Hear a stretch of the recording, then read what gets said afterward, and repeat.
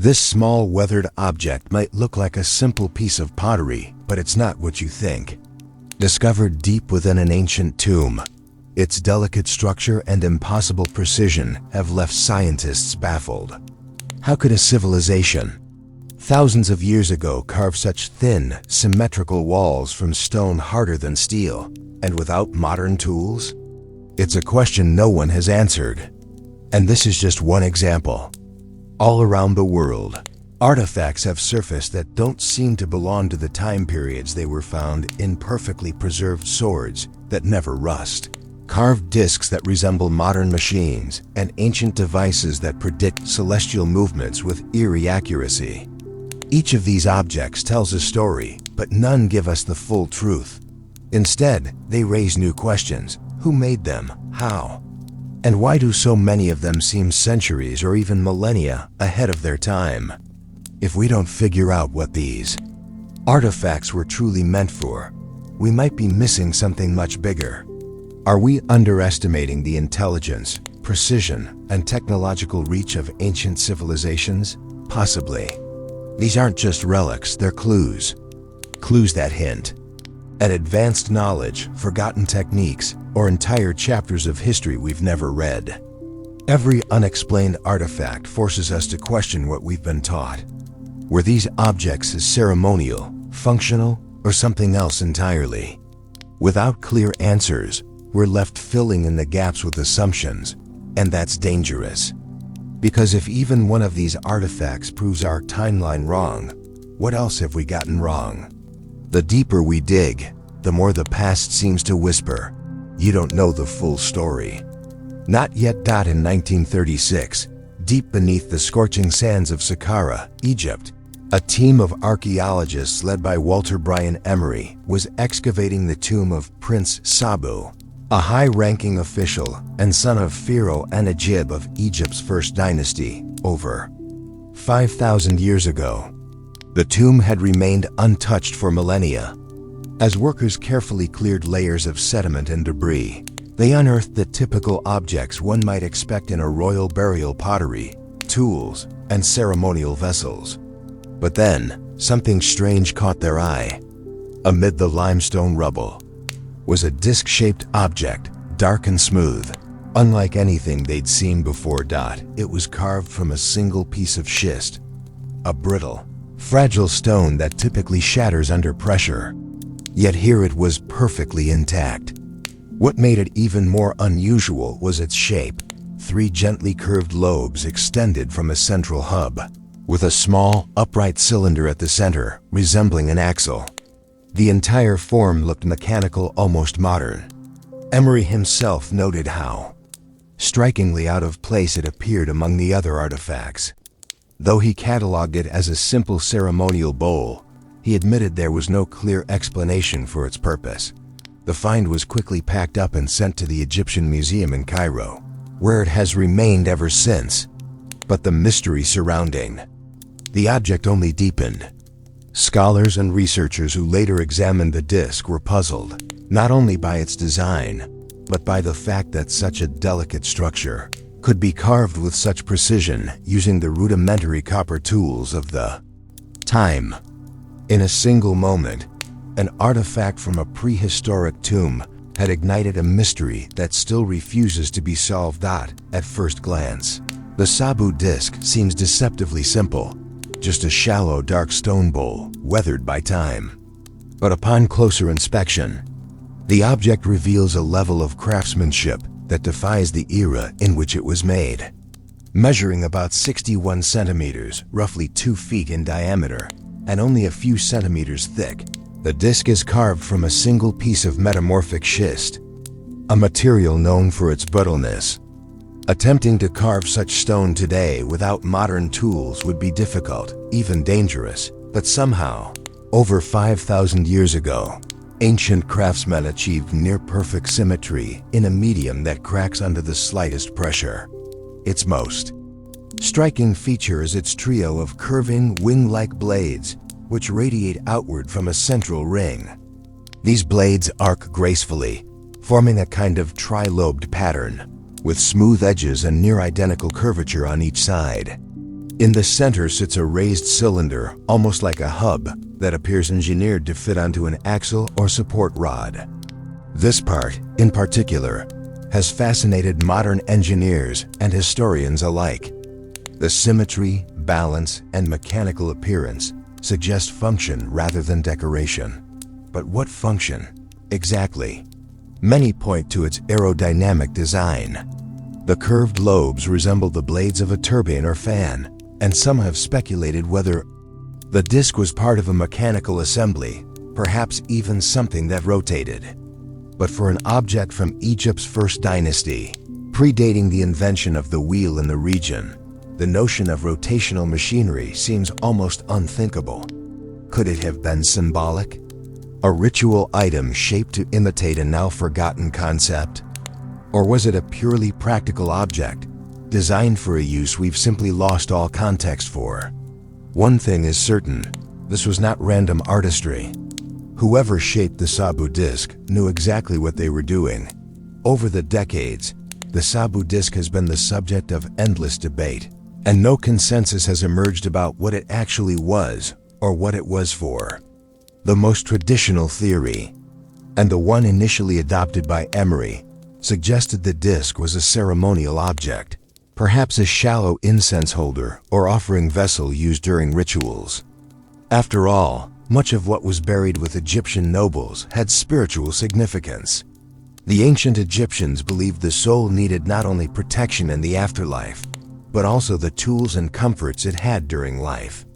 A beautifully carved disc, positioned carefully in a tomb, could easily fall into that category. But this explanation quickly ran into problems. The object's form is simply too complex for it to be dismissed as purely symbolic.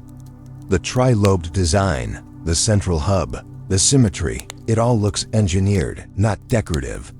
That's where mechanical theories began to take root.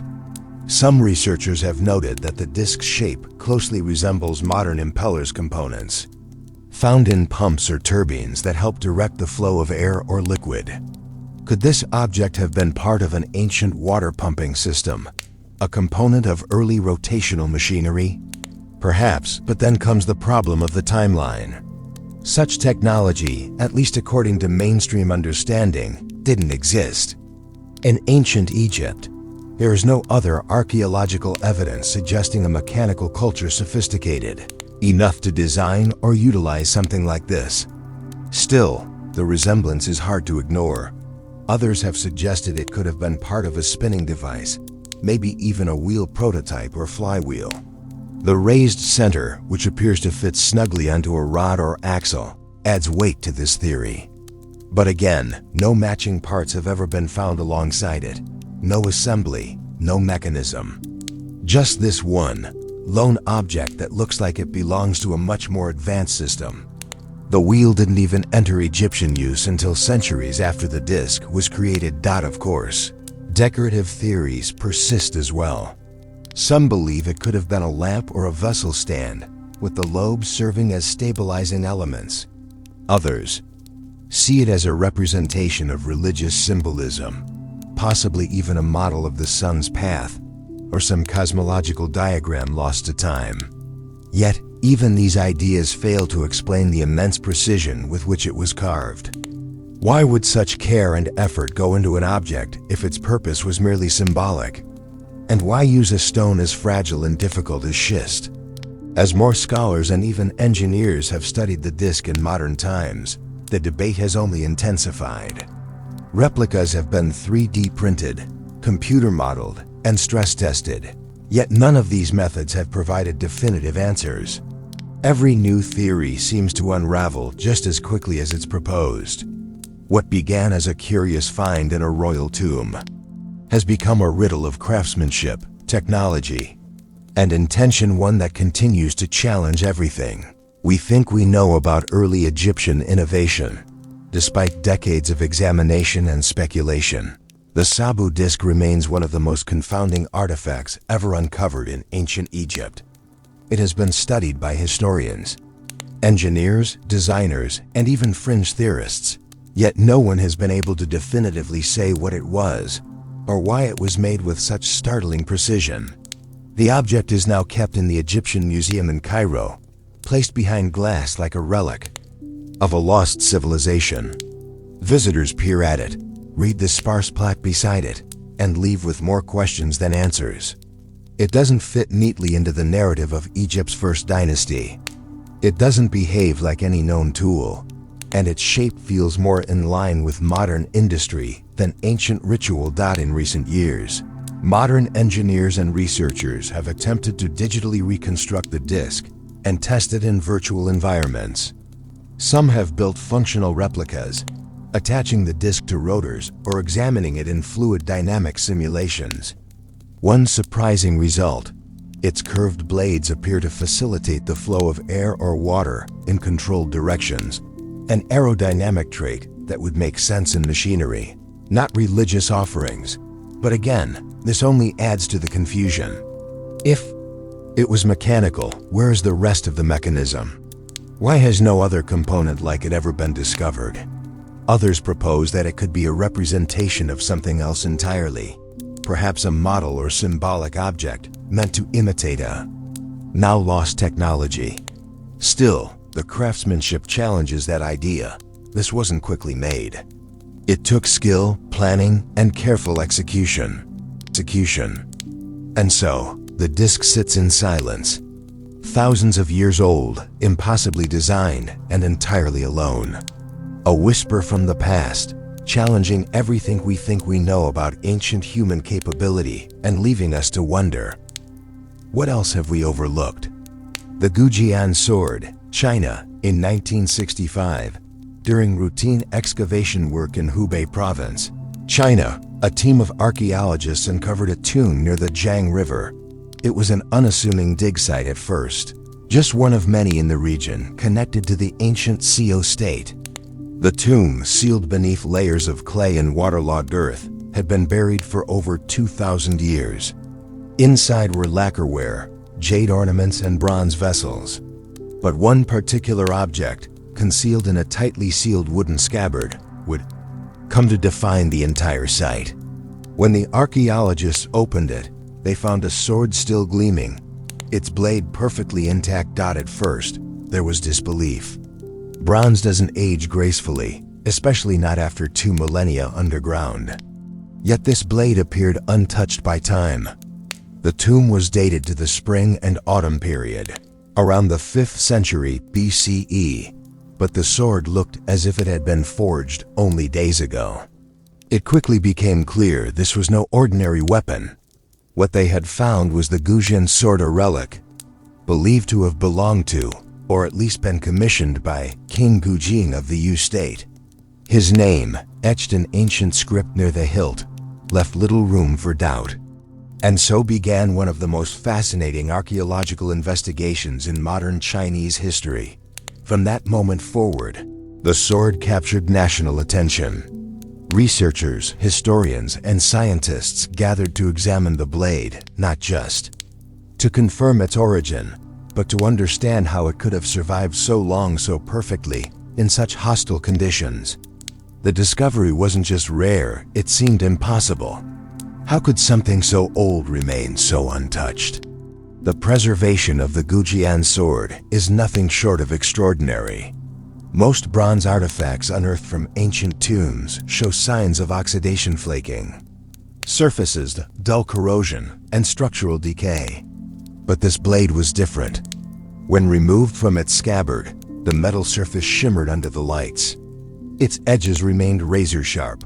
No rust, no visible pitting, no dullness. It had not only survived 2,000 years underground, it had resisted time in a way that seemed almost deliberate. Experts immediately began searching for explanations. The tomb itself had been unusually well sealed. Its airtight environment, created by layers of clay and water-saturated soil.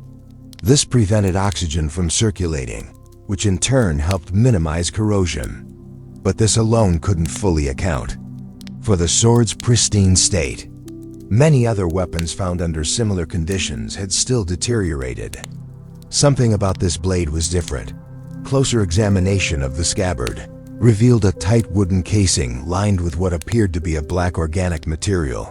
possibly lacquer or resin, which may have acted as an additional moisture barrier. The blade had remained in a microenvironment stable, sealed, and protected. But even so, no ordinary bronze blade would emerge unscathed. That pointed to the sword's construction itself. The Gujian sword was clearly forged with purpose, not just in form, but in chemistry. Its creators hadn't just aimed to craft a weapon. They had built something designed to last. Whether through genius or luck, they had succeeded. Modern scientists, including metallurgists and conservators, describe the blade's preservation as one of the most remarkable cases in archaeological history. It raised new questions about ancient Chinese materials science and whether their knowledge of preservation and corrosion resistance was far more advanced than previously believed. What truly sets the Gujian sword apart is not just how it looks, but how it was made. Scientific analysis has revealed that the blade is composed of a complex bronze alloy, primarily copper and tin, with traces of lead, iron, and sulfur. The high tin content gives the sword its signature sharpness and strength, while the presence of sulfur and lead appears to enhance corrosion resistance. Some believe these materials were deliberately added in specific ratios, suggesting a level of metallurgical control that few would have expected from the 5th century BCE. Others argue the result could have been an accidental byproduct of the smelting techniques of the time. Either way, the outcome is undeniable: a blade that endured intact, both structurally and visually, over 2,000 years. The artistry isn't limited to the blade. Just below the hilt, 8 ancient Chinese characters are engraved in the birdworm seal script, a writing style used in the Wu and Yu regions during the Eastern Zhou dynasty. The inscription reads, "King of Yu made this sword for his personal use."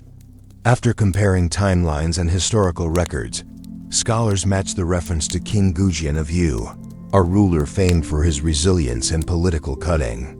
He reigned during a time of intense conflict between the Yu and their rival state, Wu, and eventually led his people to victory after years of rebuilding and preparation. The sword's patterns, rhombus-shaped, motifs etched along its body add another layer of meaning. These were not merely decorative. In Chinese symbolism, geometric designs often represented order, strength, or the cosmos.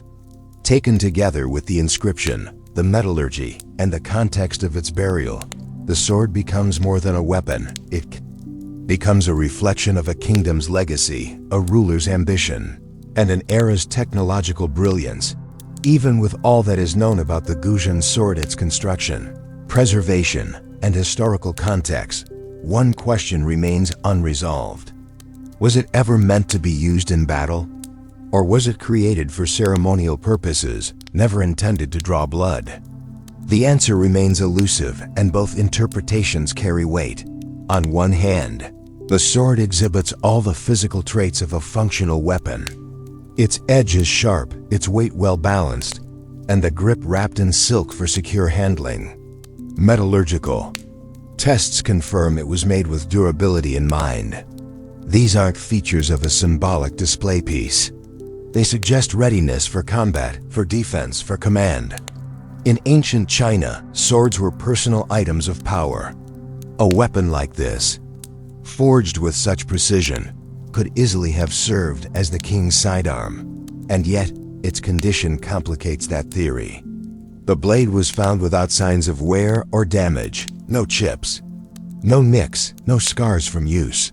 The patterns on the blade are flawlessly preserved, and the inscription remains perfectly legible. For a weapon of war, that's unusual. Some scholars argue that it may have been crafted specifically to be buried with an elite noble, symbolizing status rather than function. It could have been a diplomatic gift, a ceremonial token from King Gujian to another court, perhaps even a former enemy.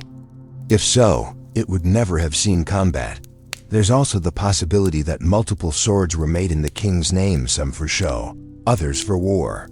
But without written records confirming this, the question remains open. The Gujian sword, Maybe both a weapon and a symbol, forged for function but remembered for its form. And until more is discovered, it will continue to sit at the edge of certainty, inviting interpretation, but never fully revealing its truth. Pumapunku, Bolivia, in the highlands of western Bolivia, near the shores of Lake Titicaca, lies a place that continues to puzzle archaeologists and engineers alike.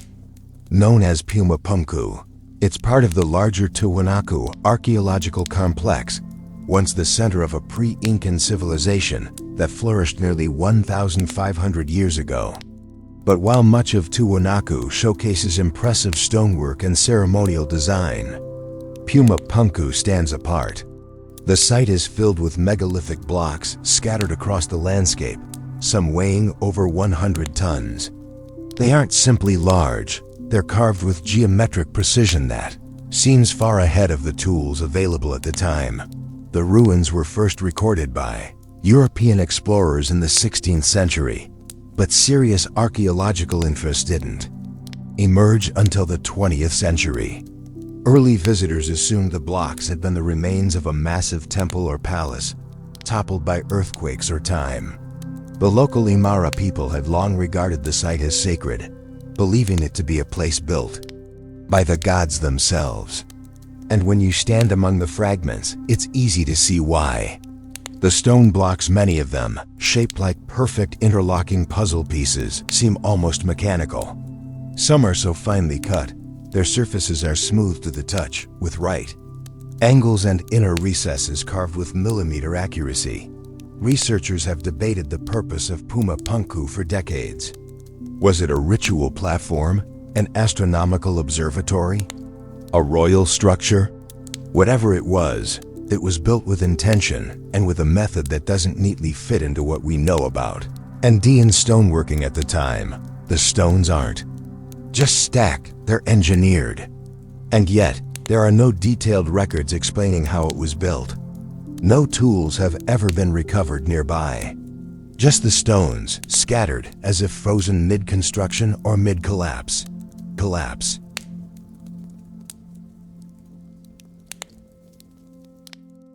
The most striking feature of Pumapunku is not just the size of its stones, but the way they were shaped and arranged.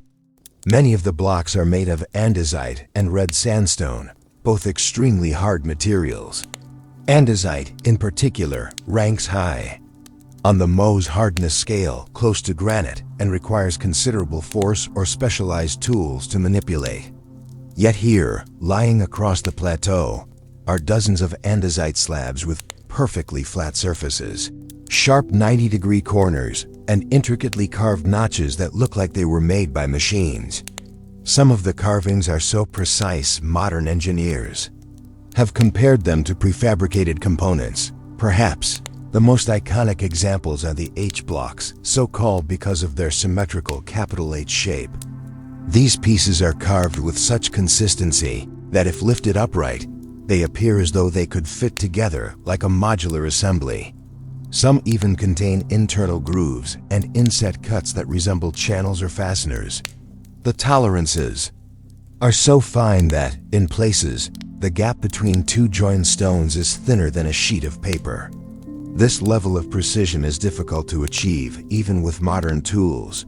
Yet Pumapunku dates back to around 500 to 600 CE, long before the use of metal chisels in the region, and well before the Inca developed their famous masonry techniques. The layout of the site adds another layer to the mystery. Although much of Pumapunku lies in ruins today, archaeologists believe it was originally a raised platform or stepped structure, possibly with multiple levels. The symmetry of the block suggests that it once followed a strict architectural plan, yet no blueprints, sketches, or written descriptions of the construction have ever been found.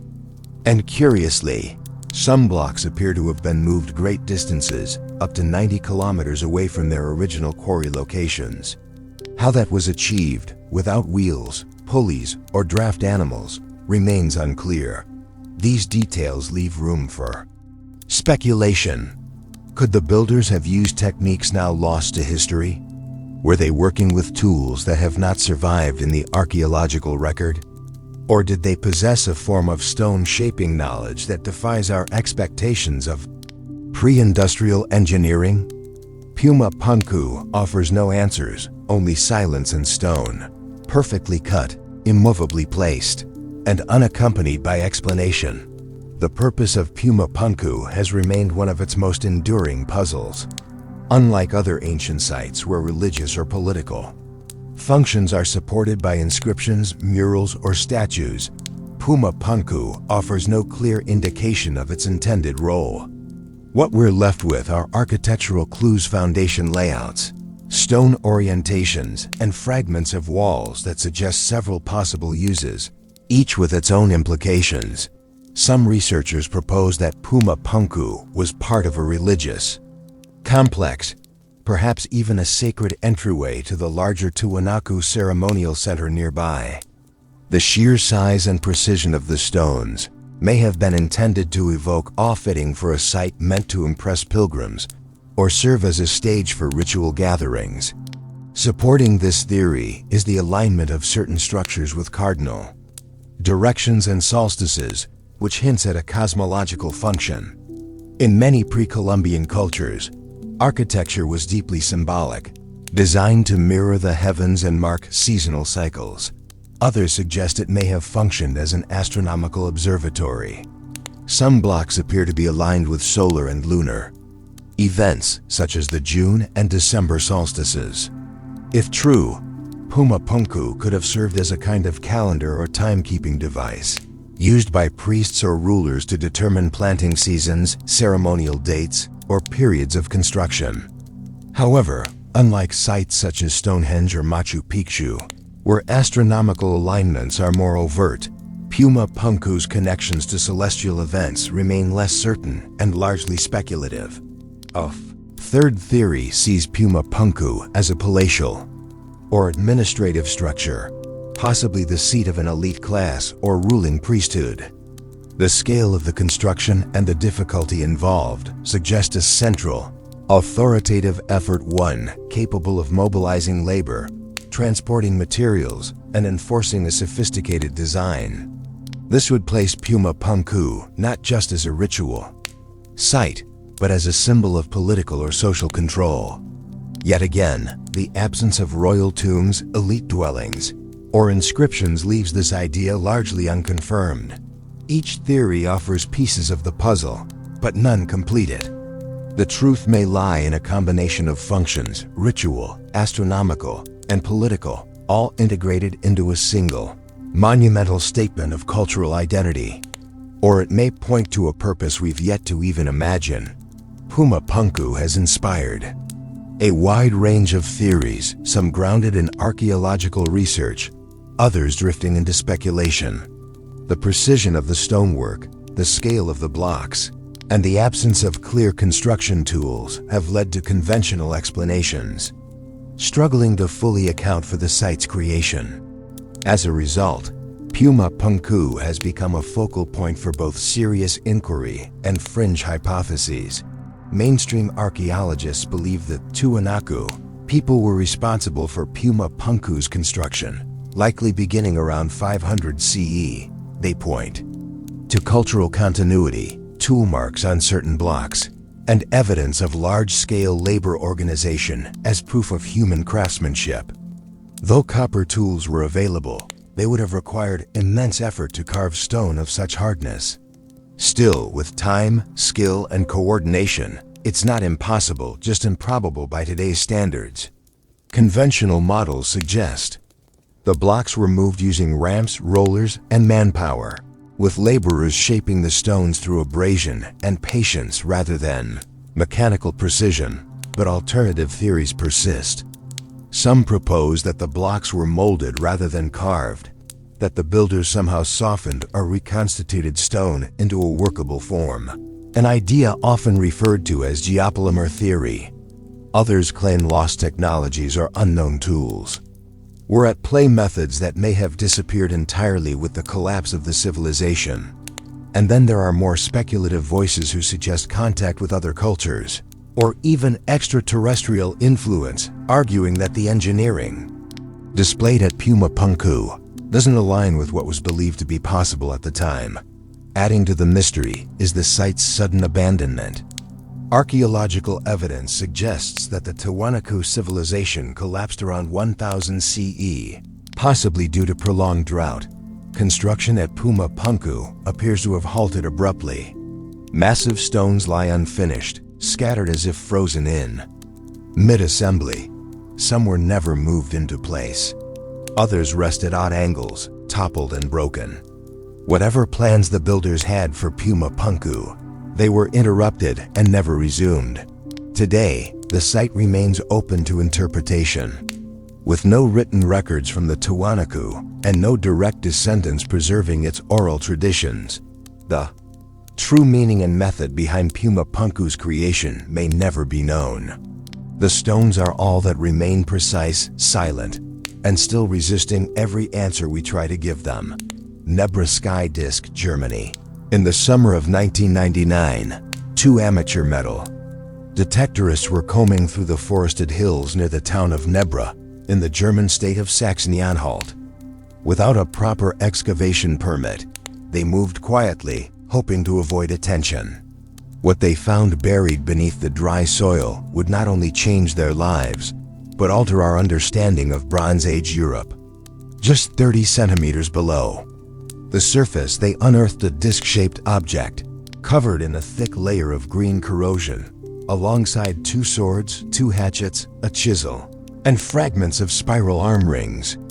At first glance, the disc seemed unremarkable, yet something about its form caught their attention. Embedded within the corrosion were faint golden patterns. The disc was sold illegally on the antiquities black market, passing through several hands before it was finally recovered by authorities in a sting operation in 2002. By then, archaeologists had traced the original discovery site to the Middleburg Hill, a place already known for ancient human activity. Radiocarbon dating of nearby organic material, combined with typological analysis of the accompanying weapons, placed the artifact firmly in the early Bronze Age, around 1600 BCE. Once cleaned and stabilized, the object revealed its true appearance. A round bronze plate, approximately 32 centimeters in diameter, with thin sheets of gold inlaid across its surface. These golden figures formed a clear pattern: two arcs resembling crescent moons, a round golden circle, and a curved cluster of smaller dots. To the trained eye, it was unmistakable. This was a sky map, a depiction of celestial bodies rendered in metal nearly 3,600 years ago. The discovery stunned researchers. Nothing like it had ever been found in Europe, not from this period, not with this level of complexity. The Nebra Sky Disk would go on to become one of the most significant archaeological finds of the 20th century, and one of the earliest known visual representations of the cosmos. At first glance, the Nebra Sky Disk seems simple: a bronze plate with a few gold inlays. But its symbolism is far more complex than it first appears. The central golden circle is widely interpreted as the sun, though some suggest it may represent the full moon. Just beside it lies a crescent-shaped arc, clearly a lunar crescent. Between the two, scattered across the disk, are 7 small golden dots, arranged loosely but intentionally. Astronomers and archaeologists quickly made the connection: the Pleiades star cluster. This grouping of stars, often called the Seven Sisters, has played an important role in celestial mythology and agriculture for thousands of years. In many cultures, the appearance or disappearance of the Pleiades in the night sky signaled planting or harvest times. Its inclusion here suggests the disk may have served not just as symbolic art, but as a functional tool for timekeeping or agricultural planning. On either side of the disk's edge are 2 larger golden arcs curved in a way that matches the angle of the sun's rising and setting during the summer and winter solstices, as observed from the Middleburg Hill.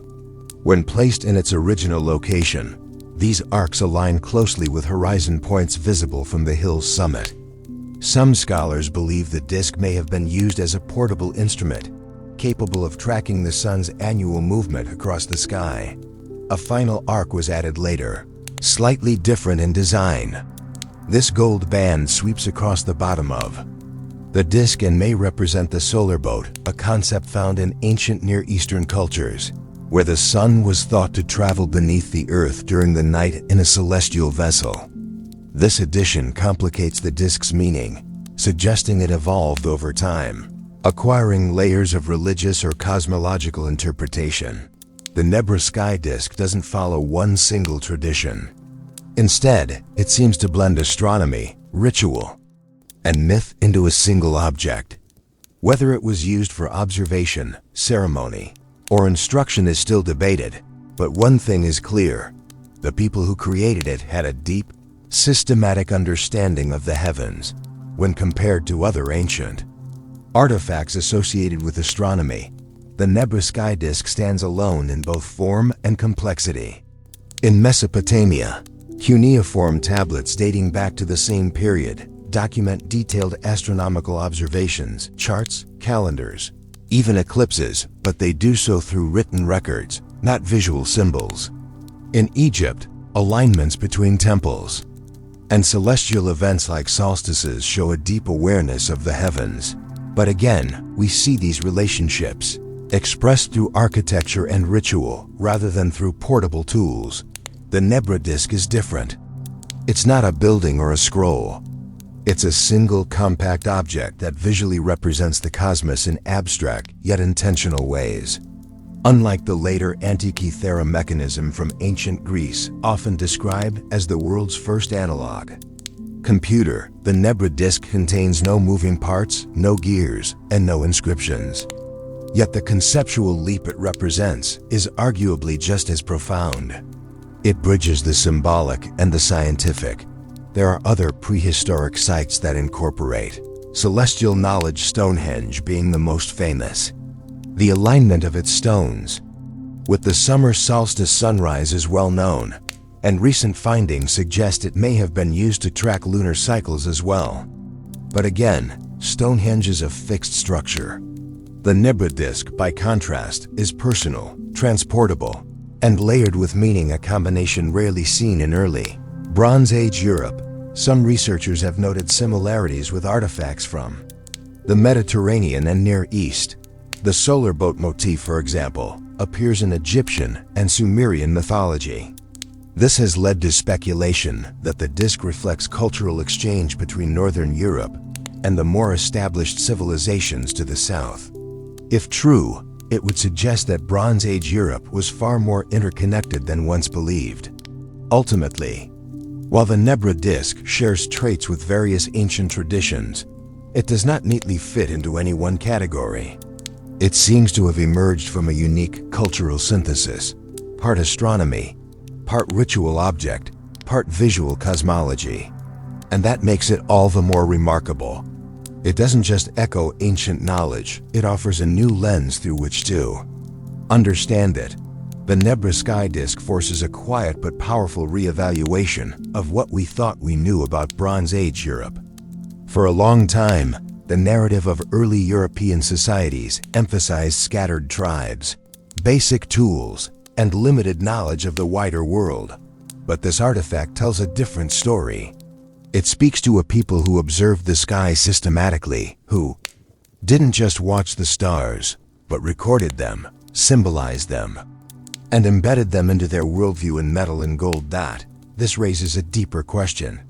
How much knowledge has been lost? The disk seems too advanced to be a one-off creation. It implies a tradition of celestial observation, an oral or symbolic system through which this knowledge was passed down. And yet, no other object like it has been found. Was it part of a broader practice we simply haven't discovered yet?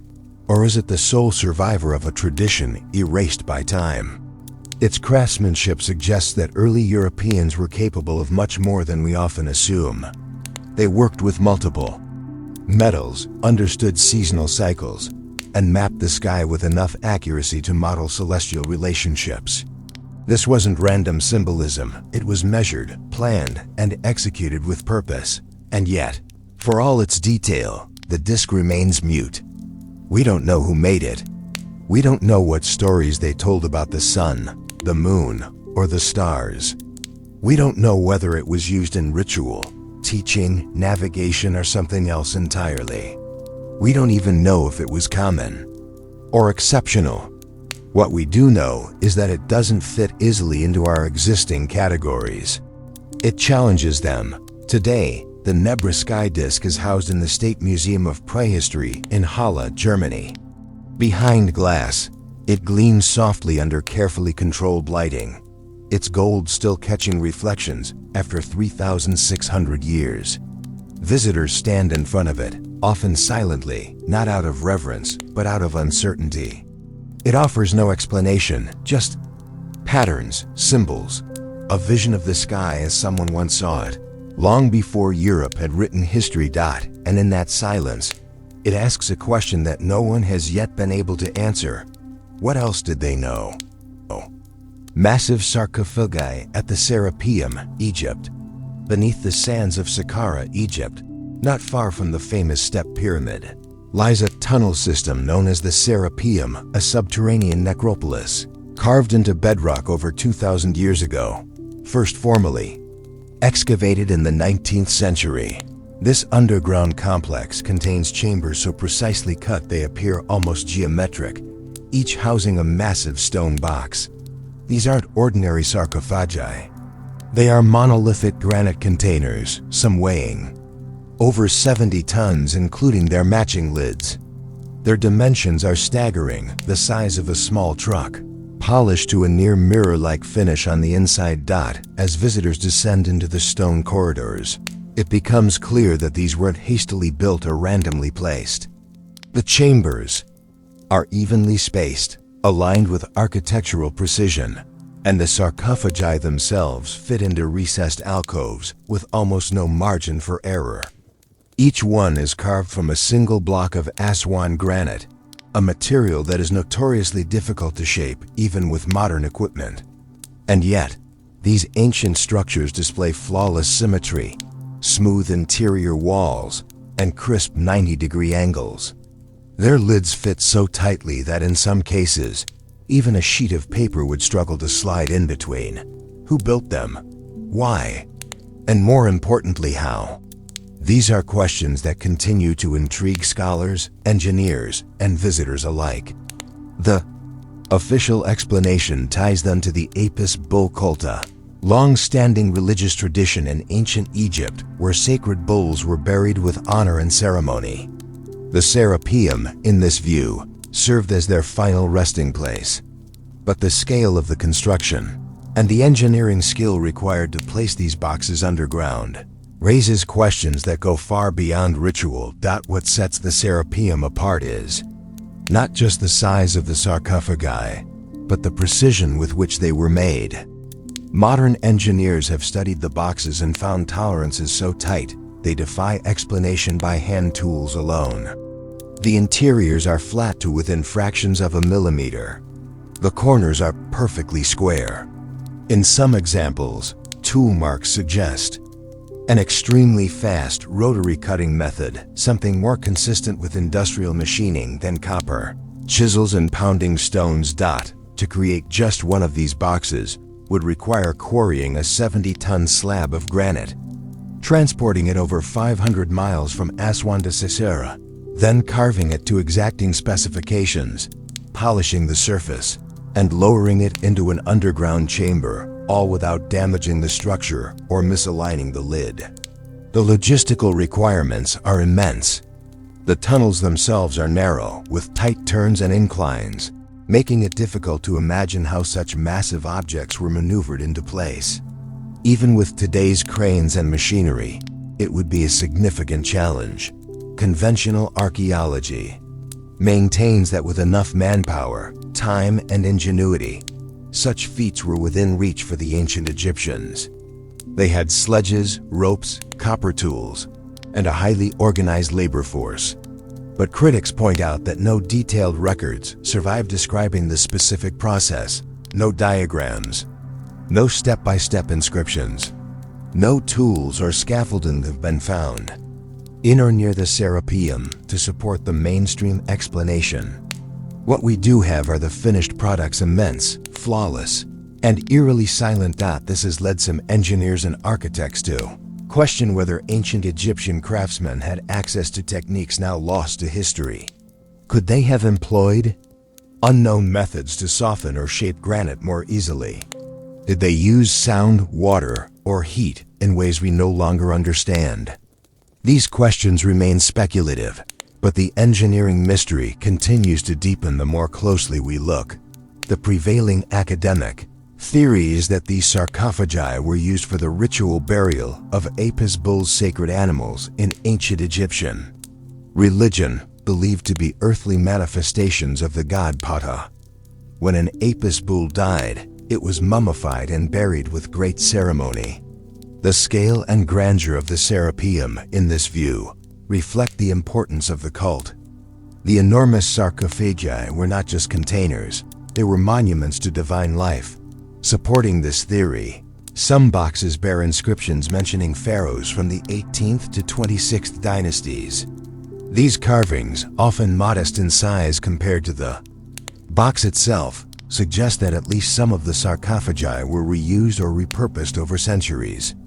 The practice of burying bulls was documented in other sites as well, indicating that this was part of a broader religious system rather than a one-off anomaly. However, the religious explanation does not answer all the questions. Many of the sarcophagi are completely unmarked, no names, no dates, no hieroglyphs. Several were found empty. If these were sacred burial containers, why were some never used? Or, perhaps more provocatively, were they used for something else entirely? Alternative theories range from plausible to speculative. Some researchers have proposed that the Serapeum was not just a necropolis, but also a ritual storage facility for elite burials, possibly even symbolic tombs meant to house metaphysical concepts. Others suggest the boxes had no funerary purpose at all, that they served as energy chambers, sound resonance devices, or even ancient power storage. These ideas are controversial and lack direct evidence, but they reflect the scale of the unknown surrounding the site. Whether symbolic, functional, or spiritual, the intent behind the sarcophagi remains unclear.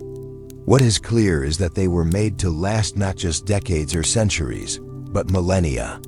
Their very construction challenges the assumption that ancient craftsmanship was always slow, crude, or limited by simple tools. Creating the Serapeum would have required enormous coordination, laborers, artisans, architects, and a logistics system capable of handling extreme weights with precision. Ancient records describe large-scale building efforts in Egypt, including the construction of pyramids and temples, but none explicitly describe a process for moving 70-ton granite boxes into underground vaults. Even if we accept the use of sledges, copper tools, and sheer manpower, key details are missing. How were these massive boxes lowered into the chambers without cracking? How were the tunnels excavated so precisely, with perfectly level floors and smooth-cut alcoves? And why were so many boxes left empty or unfinished? Some propose that the Serapeum was part of a much older tradition, and that later dynasties simply repurposed an existing structure. This could explain the lack of uniform inscriptions and the mixture of used and unused sarcophagi. Others believe the empty boxes were symbolic or were robbed in antiquity, but no skeletal remains or burial artifacts have ever been definitively linked to the larger boxes. The Serapeum, like so many ancient sites, offers more questions than answers. It stands not only as a monument to ancient Egyptian engineering, but also as a challenge to modern assumptions. The more we learn about its construction, the less certain we are about how it was done. What survives are the stone boxes, silent, immovable, and immune to time. They do not explain themselves. They offer no written instructions. Only their presence remains. carved with a level of care and control that continues to puzzle those who try to understand them. In the darkness of the Serapeum's halls, they sit quietly, daring us to solve a mystery thousands of years in the making. The Voynich manuscript sits in a glass case at the Beinecke Rare Book and Manuscript Library at Yale University, small, unassuming, bound in worn vellum. And yet, for over a century, it has captivated scholars, linguists, codebreakers, and cryptanalysts alike. The Voynich manuscript, named after rare book dealer Wilfrid Voynich, who purchased it in 1912, is considered one of the most enigmatic texts in the world. Its origins are murky, its contents undeciphered, and its purpose unknown. The manuscript is believed to date back to the early 5th-10th century, based on carbon dating of its pages. It consists of around 240 pages, though some are missing filled, with looping script written in an entirely unknown alphabet, accompanied by strange illustrations. The pages are grouped into sections: botanical drawings of plants that don't exist, astronomical diagrams of unknown constellations, circular zodiac charts, strange nude figures bathing in green liquid, and pages that resemble pharmacological recipes or anatomical studies. Over the centuries, the manuscript passed through the hands of emperors, Jesuit scholars, alchemists, and collectors. At one point, it resided in the library of Emperor Rudolph II of the Holy Roman Empire, who reportedly believed it was the work of Roger Bacon, the English philosopher. But no concrete authorship has ever been confirmed. Its script doesn't match any known writing system, and no language has been confidently mapped onto it. Attempts to decode it began almost immediately after its modern rediscovery. Voynich himself was convinced it contained esoteric knowledge, possibly medical or magical, and spent the rest of his life trying to prove it. In the decades since, professional codebreakers, including those from military intelligence and national security agencies, have taken on the challenge. None have succeeded. The Voynich manuscript remains defiantly silent, offering no key, no cipher, and no easy interpretation. Since its rediscovery in the early 20th century, the Voynich manuscript has drawn the attention of some of the most skilled codebreakers in the world.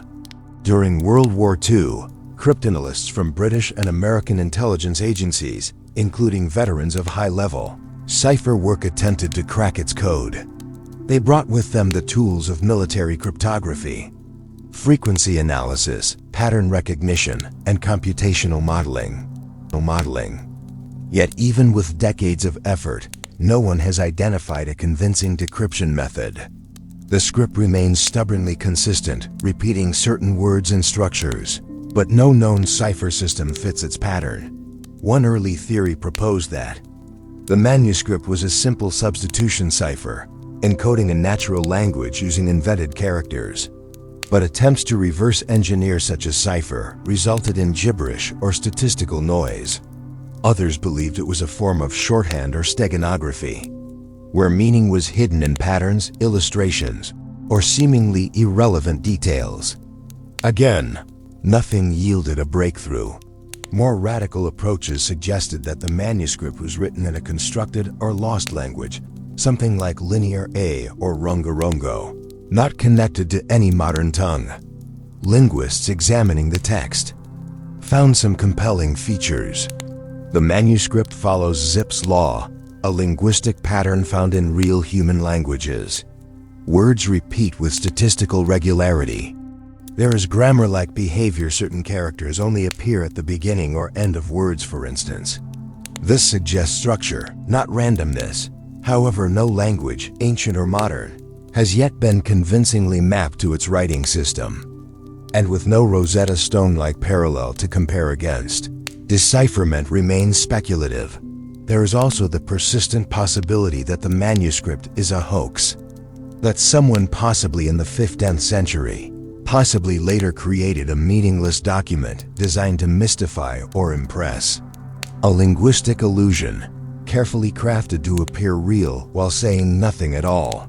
But if so, it was a masterful deception. The consistency, complexity, and structure of the manuscript would have required extraordinary effort, likely years of dedicated work. In the absence of a breakthrough, the manuscript remains a mirror. Codebreakers, linguists, and theorists bring their tools to it, only to find their reflection staring back. In recent years, the mystery of the Voynich manuscript has entered a new phase, one defined not by medieval scholars or Cold War codebreakers, but by algorithms and artificial intelligence. As high-resolution scans of the manuscript became widely available, data scientists and computational linguists began to apply modern tools to the problem. Machine learning models, natural language processing systems, and neural networks have all been used to probe this strange text in search of patterns that might elude the human eye. One of the most promising breakthroughs came from researchers who used AI to analyze the structure of Voynichese, the name given to the manuscripts. Language. They found that, statistically, the text exhibits language-like entropy. In simpler terms, it behaves like real language in terms of word frequency, spacing, and positional relationships. Some models even suggested the manuscript could be an encoded version of a known language, possibly Hebrew or a Romance language, written in a highly compressed or abbreviated form. A team from the University of Alberta made headlines when they trained a neural network on dozens of different languages, then used it to compare patterns in the manuscript. Their model pointed toward a resemblance to Hebrew with about 80% accuracy. When they attempted to translate select phrases using medieval Hebrew, the output hinted at vaguely coherent religious or medical themes. But the translation remained interpretive at best and lacked consensus among historians and linguists. Other scientists have taken a different approach, analyzing the illustrations rather than the text. Botanical experts attempted to match the manuscript's plants with known species, while astronomers examined its zodiac diagrams for cultural and historical parallels. Some alignments have emerged faint echoes of Mediterranean traditions or links to alchemical symbolism, but no clear identification has ever held up under scrutiny. Even with AI, the manuscript resists conclusion. Algorithms can model structure, suggest language families, and identify statistical anomalies, but they cannot confirm meaning. Not yet. The Voynich manuscript exists at the edge of both human and machine understanding. And in that space, it continues to provoke a singular kind of fascination, one rooted in the possibility that meaning is just barely out of reach. The influence of the Voynich manuscript extends far beyond academia. It has become a cultural symbol of mystery, of human curiosity, and of the limits of knowledge. In museums, documentaries, and online forums, it captivates people not because of what it says, but because no one knows what it says. It's a rare object that invites participation. Linguists, hobbyists, engineers, artists, each find something different in its pages. Some see a code waiting to be cracked. Others see a piece of art, a puzzle without a solution, or a linguistic experiment lost to time. Its anonymity adds to its mystique. There is no known author, no signature, no clear region of origin. It seems to exist outside of a defined historical context, with illustrations that do not match any known plant, star chart, or anatomical tradition. Its pages appear organized, even purposeful, but without translation. We cannot say whether they describe science, medicine, astrology, or fiction. That ambiguity has made the Voynich manuscript a mirror for modern anxieties about information. In an age of limitless data and rapid computation, here is a book that cannot be read. The manuscript's cultural footprint has grown steadily. It has inspired novels, video games, music compositions, and speculative films. It appears in popular science shows and cryptographic textbooks alike. For some, it represents the ultimate intellectual challenge. For others, it is a reminder of how much can be lost when language disappears and context erodes.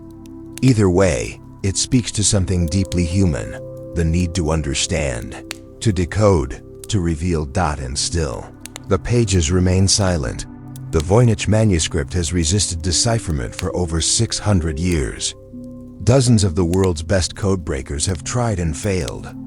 Modern AI models can simulate language patterns, but cannot assign meaning with confidence. And no one has yet found a definitive link between the text and any known human tongue. Every year, new theories emerge, some careful, some wild, but none close the case. So it sits in its glass case, intact, unchanged, its looping script still dancing across the parchment.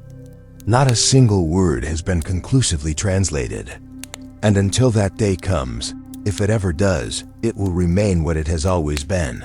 A book without a key, whispering a language no one can yet understand. In 1962, on a farm near the town of Lydenburg in South Africa's Mpumalanga province, a 12-year-old boy stumbled upon something buried in the soil, fragments of pottery, worn and discolored by time.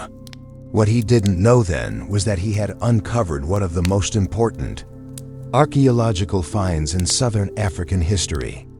When the pieces were later examined and carefully reassembled by experts, they formed 7 terracotta sculptures, now known as the Lydenburg heads, a collection of hollow ceramic forms, shaped into stylized human faces, radiocarbon dating placed. Their creation at roughly 500 CE, making them some of the oldest known examples of African ceramic portraiture. Each head is distinct, yet they share certain features: large almond-shaped eyes, delicately incised facial markings, and elongated forms. Some are large enough to cover a human head, while others appear child-sized. The expressions are subtle, contemplative, suggesting not caricature or realism, but intended symbolism. Anthropologists believe these heads reflect complex ideas about identity, status, and spirituality. In the absence of written records, their meaning must be interpreted through material culture, what the objects tell us about the people who made and used them. The decorative scars carved into their surfaces may have echoed traditional body markings, signifying lineage, tribal affiliation, or rites of passage. In this context, the Lydenburg heads become more than art. They are social artifacts, embedded with meaning tied to community and belief. Their discovery was significant not only for what they represented, but for where they were found. The heads offer rare insight into early Iron Age societies in sub-Saharan Africa, challenging outdated narratives that positioned the region as culturally static or lacking in artistic complexity. Instead, they suggest a society capable of symbolic representation, spiritual practice, and skilled craftsmanship. The child who found them had unearthed not just fragments of clay, but echoes of an entire worldview, shaped in earth and fire. Though the Lydenburg heads remain physically intact, their function is still open to interpretation. Without inscriptions or written records from the period, scholars rely on context, comparison, and material analysis to piece together how these striking terracotta forms might have been used. Their size, shape, and symbolism offer clues, but no definitive answers. One theory is that the heads functioned as ceremonial masks. Several are hollow and large enough to have been worn, likely placed over the head rather than tied to the face. Openings around the eyes and mouth suggest they could have allowed for limited vision or breath. If this is true, they may have played a role in ritual performances, perhaps during initiation ceremonies, funerals, or seasonal gatherings. Their stylized facial markings and elaborate designs would have transformed the wearer into something more than human, a representative of spirits, ancestors, or mythic archetypes. Another possibility is that the Lydenburg heads were votive figures, or ancestral icons used to mark sacred spaces or honor lineage. Across many African cultures, the concept of ancestor reverence is central, where the boundary between the living and the dead is not final, but porous. The heads may have been created to embody the presence of those who had passed, placed in shrines, homes, or communal areas as guardians, intermediaries, or spiritual symbols. Their consistent features, serene expressions, intentional marking support this idea of calm authority and sacred presence. Some researchers propose that the heads were not worn or displayed at all, but buried deliberately as part of a ritual act. In this reading, their placement in the earth was intentional, a symbolic return to origins, or a protective act during times of transition. Burial as part of a ritual closure, whether for an individual or a community, would suggest a deeply held belief in the power of objects to hold meaning beyond the physical. Ultimately, the Leidenberg heads remain silent, their purpose suspended between hypotheses, yet in their silence, they still communicate. They speak of a culture capable of abstract thought, of beauty shaped by belief, of memory made durable through craft. Whether masks, monuments, or mysteries, they are among the earliest known attempts in sub-Saharan Africa to render the human face an enduring form, and with it, a glimpse of the sacred in the everyday. Roman dodecahedrons dot across museums, private collections, and archaeological catalogs are over 100 curious objects from the Roman Empire. Each is small enough to fit in the palm of a hand, made of bronze or occasionally stone, and composed of 12 flat pentagonal faces. Some are simple, others are intricate. Most have circular holes of varying sizes in the center of each face, and many feature small knobs or spheres protruding from the corners. These objects are known today as Roman dodecahedrons, and despite being found in a wide geographical area and in various contexts, no one knows exactly what they were for. They've been discovered in Britain, France, Germany, Hungary, and beyond, almost exclusively in areas that were once under Roman control. The earliest were found in the 18th century, but formal interest in them grew in the 19th and 20th centuries as archaeologists began to document their recurrence. Despite their frequency, one detail remains constant: no Roman writer, scholar, or chronicler ever mentioned them. Not in manuals, not in letters, not in inventories or treatises. There is no accompanying documentation, no inscriptions, no written instructions. Just the objects themselves, left behind without explanation. And so, in the absence of clear information, a list of theories has emerged, some plausible, others imaginative, none definitive. One of the more grounded proposals is that these dodecahedrons were measuring instruments.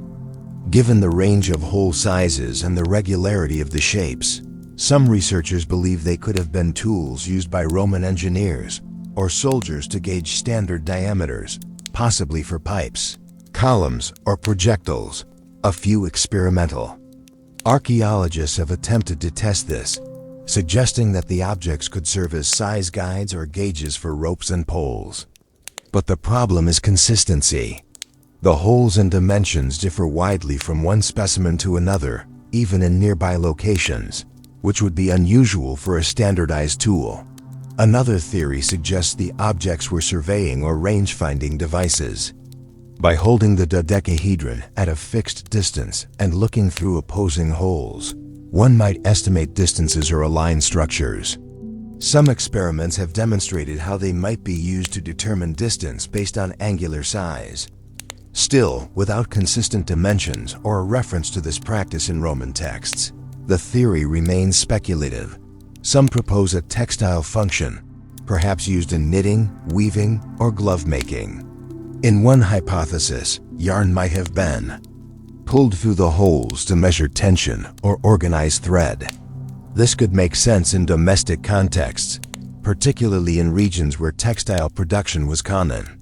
However, few of the dodecahedrons have been found in clearly domestic settings, and no textile tools from other Roman sites resemble them. Religious or ceremonial use is another strong candidate. Some archaeologists have pointed to the care with which many dodecahedrons were made cast in bronze, decorated with fine detailing, and seemingly not designed for heavy, practical use. They are often found in graves, hoards, or isolated locations, rather than alongside tools or daily household goods. Could they have been ritual objects, perhaps associated with fortune-telling, seasonal rites, or spiritual guidance? The idea of astronomical tools also persists. A few enthusiasts and independent researchers have attempted to model the dodecahedrons as instruments for tracking the sun's position, measuring solstices, or predicting planting seasons.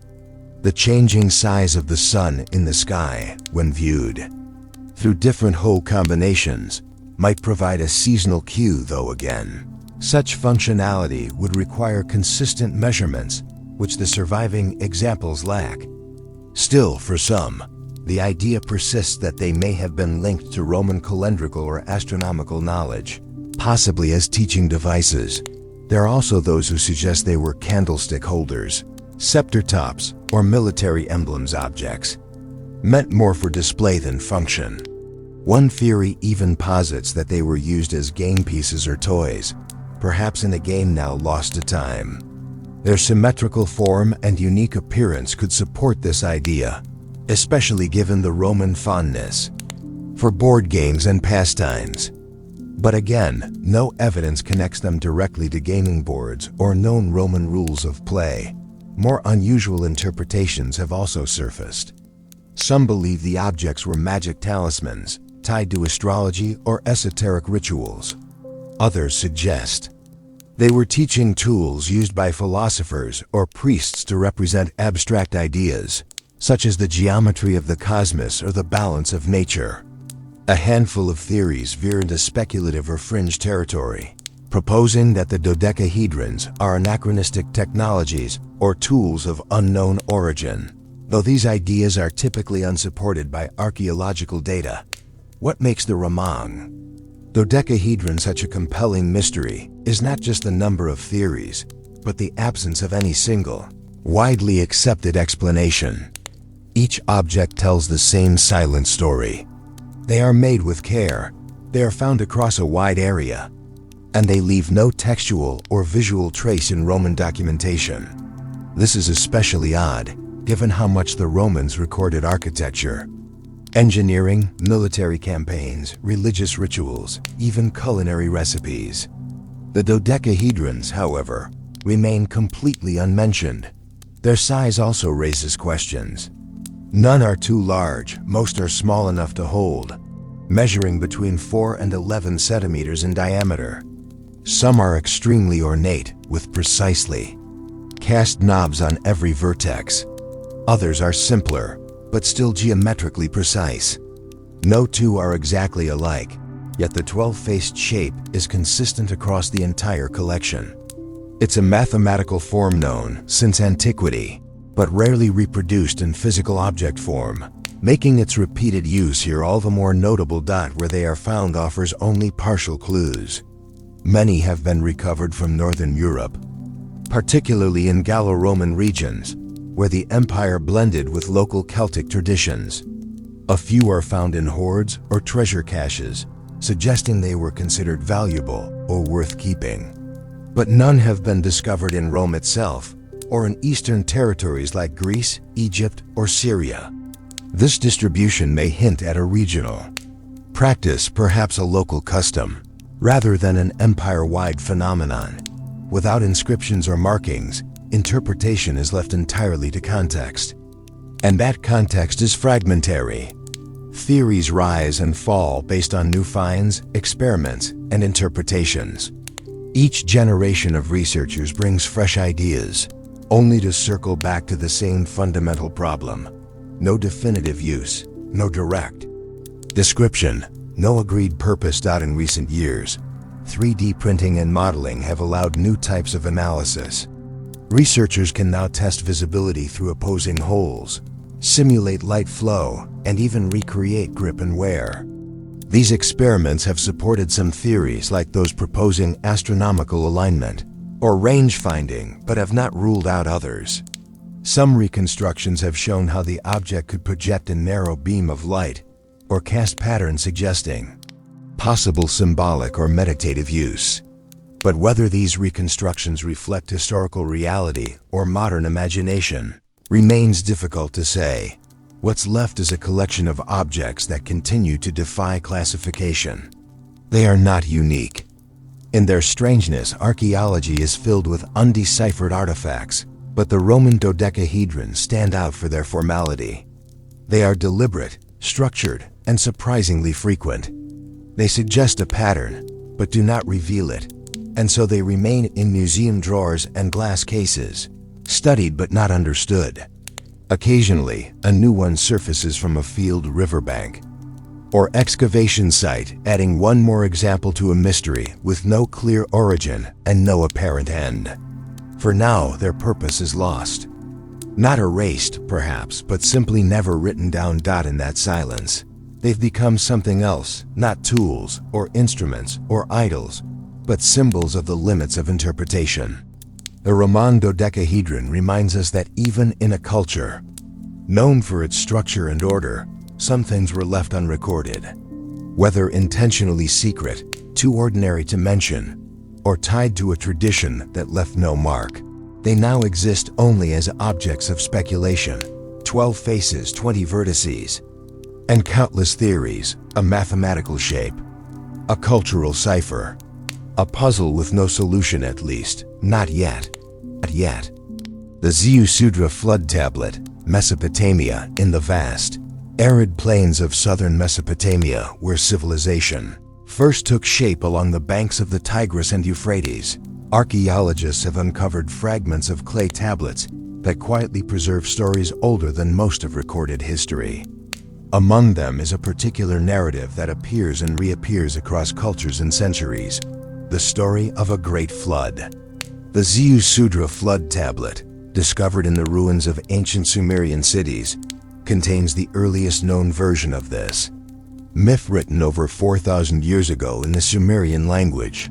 Pressed into wet clay with a stylus and left to dry under the sun, the tablet, formerly known as the Eridu Genesis, is written in cuneiform and was found in fragments at sites such as Nippur and Sippar. It describes a time when the gods decided to destroy humankind with a flood, and how a single man, Ziusudra, king and priest, was chosen to survive. He is warned by a god, builds a large boat, saves himself and various forms of life, and after the waters recede, offers a sacrifice to the divine. As a reward, he is granted eternal life. To a modern reader, the story sounds familiar, uncannily so. The parallels between this account and the biblical tale of Noah's Ark in the book of Genesis are well documented. Both involve divine warning, a massive flood, a vessel of salvation, and a final offering to the gods. But Ziusudra predates the Hebrew Bible by at least 1,000 years. His story isn't alone either. Later Mesopotamian texts, such as the Akkadian Atrasis epic and the Epic of Gilgamesh, echo the same themes, each with their own flood survivor, each told in slightly different ways, yet all sharing a common core. This raises an important question. Where did the flood myth originate, and why does it appear in so many traditions? In Mesopotamia, floods were not just metaphor, they were memory. The region's geography made it especially vulnerable to seasonal flooding, particularly along the lower Euphrates. Entire settlements could be washed away when the rivers overflowed their banks. Such disasters may have inspired early stories, passed down through generations, until they were eventually inscribed in clay. The Ziusudra tablet gives us a valuable glimpse into how ancient Mesopotamians saw the world. Unlike the modern distinction between myth and history, these early stories were both myth as memory and history as narrative shaped by divine will. The gods in the text are powerful, but also unpredictable. They create humanity, then regret it.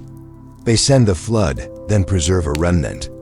And in doing so, they reveal a cyclical view of creation, one where destruction is not the end, but a transformation. Ziusudra himself is portrayed not just as a man, but as a bridge between divine and mortal realms. He obeys, survives, and ascends. His story is compact in the surviving tablet, far shorter than later retellings, but its impact is profound. In the Sumerian worldview, Zosudra's survival wasn't just about preserving life. It was about maintaining order in a world constantly threatened by chaos. His boat becomes a symbol of stability, of chosen continuity. Unlike the elaborate ark-building instructions given to Noah in the Hebrew Bible, the Sumerian account is sparse. The details of the vessel are not described in full, and we do not hear about specific animals or family members.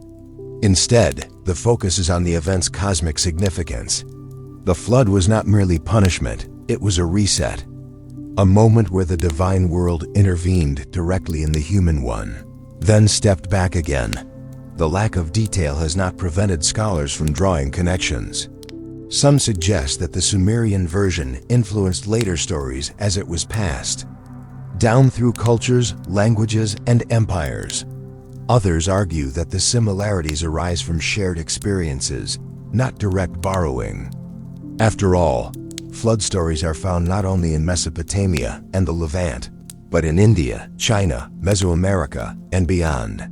Could it be that the flood myth is a cultural constant born from the universal human experience of water's power? But the Ziusudra tablet holds a unique place because of its age, specificity, and location. It grounds the myth in a historical culture we know well, one with cities, kings, temples, and writing. It places the narrative at the crossroads of oral tradition and early record keeping.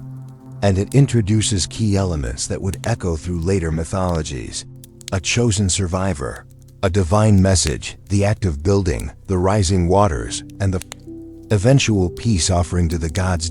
In the Epic of Gilgamesh, written several centuries later, the character of Utnapishtim takes on this role. His story is more detailed, more literary, and adds elements like birds sent to find dry land. By the time the tale reaches the Hebrew scriptures, it becomes Noah, with a new religious framing and a covenant sealed by a rainbow. But at the center of each is the same idea, that humanity is fragile, the divine is powerful, and memory is shaped by survival. What makes the Ziusudra tablet even more fascinating is what it lacks. There is no moral explanation for why the flood is sent. The gods decide, then act. The motivation is vague, perhaps annoyance, overpopulation, or cosmic balance. Unlike later texts, which often frame the flood as a response to sin or corruption, the Sumerian version is theological rather than moralistic. The gods operate on their own logic, and humanity is caught in the current. The surviving portion of the Eridu Genesis ends with Ziusudra emerging from the boat, offering sacrifice and being granted immortality by the gods An and Enlil. This final gift sets him apart. In the later Epic of Gilgamesh, Utnapishtim is also granted eternal life, though Gilgamesh himself cannot achieve it. The idea that flood survivors transcend ordinary human limits becomes a powerful motif in ancient Near Eastern thought. Archaeologically, the Ziusudra tablet has been studied not just as a literary artifact, but as a window into how early societies encoded memory, especially catastrophic memory. Some geologists and environmental historians have speculated about regional flood events that might have inspired these tales, localized disasters that were magnified over generations into divine narratives. But no single flood has been linked to the story with certainty. More than a historical report, the Ziusudra tablet is a piece of cultural DNA preserving how a society made sense of loss, change, and survival. It shows that the flood was not just destruction, it was purification, transition, and a return to sacred order. And in this, it connects to other myths not just through plot, but through purpose.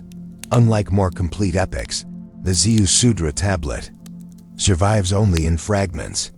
Its lines are broken, its sentences incomplete. Much of the story must be reconstructed from context and comparison. But even in its damaged form, it offers clarity. It reminds us that the great questions, why are we here? Why do disasters happen? What survives the storm? Are not new. They are ancient and deeply human. The fact that the same story appears across centuries and civilizations suggests more than coincidence. It suggests that myths, like rivers, flow across borders, picking up new meanings along the way. The Zeu Sudra tablet is not just the first recorded flood story, it is the source of a current that runs through human history. And while we may never recover the full tablet, or hear the story exactly as it was first told, we can still feel its shape beneath the surface of later legends. It is a reminder that myth and history are not opposites, but partners. One preserves facts, the other preserves meaning. Together, they form the foundation of memory. The Tenkagoken swords, Japan. In the long arc of Japanese history, few objects have carried as much weight, both literal and symbolic, as the sword. More than just a weapon, the Japanese sword was once seen as a living soul, forged in fire, folded with care, and passed down through generations.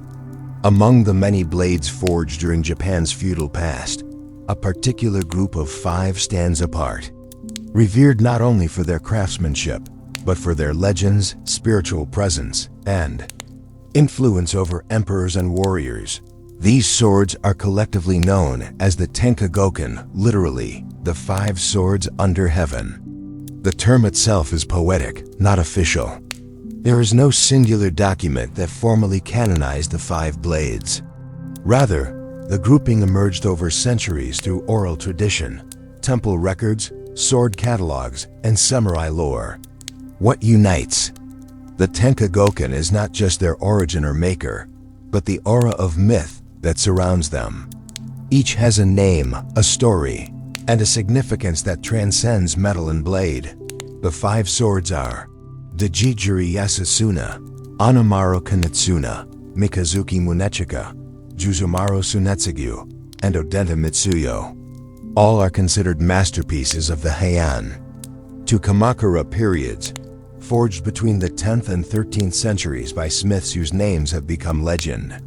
And while some still survive in museum collections and shrines, others have vanished, leaving behind only their reputations and the echoes of their power. Among them, Dejijiri Yasutsuna is perhaps the most famous. Forged by Yasutsuna of Koki Province, it is widely regarded as the sword that slew the Oni Shutendoji, a mythical demon who terrorized the region near Mount O. In the tale, the blade was wielded by the warrior Minamoto no Yoromitsu, who used it to defeat the demon.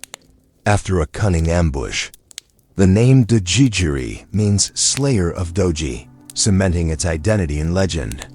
Today, the sword resides in the Tokyo National Museum and is designated a national treasure of Japan. It is not only admired for its mythic history, but for its physical beauty. Its curvature, grain pattern, and precise balance represent the highest form of Japanese swordsmanship. Another of the 5 is Anamaru Kanetsuna, Demon Circle, forged by Kanetsuna of Sagami. This sword is linked to the Hoji clan and later came into the possession of the Tokugawa shogunate. Legend tells of the sword being responsible for banishing evil spirits from a Tokugawa lord's residence. In some versions, it moves on its own when malevolent energy is near. Unlike Dejijiri, Anamaru's surviving example is shrouded in uncertainty. Though it is believed to still exist, its whereabouts are not entirely confirmed, leading some to suggest it may be lost or hidden. Third blade, Mikazuki Munechika, or Crescent Moon, is celebrated not for battle, but for elegance and refinement. Forged by the master Munechika with divine assistance, according to legend, it bears a crescent-shaped pattern on its surface, hence the name. The sword's shape and polish are considered ideal representations of Tachiira aesthetics. Mikazuki is also one of the most revered of the 5 great swords of Japan, a designation that sometimes overlaps with the Tenkagoken. Today, it is preserved by the Tokyo National Museum, though rarely displayed. When it is shown, it's often treated more like a religious icon than a historical artifact.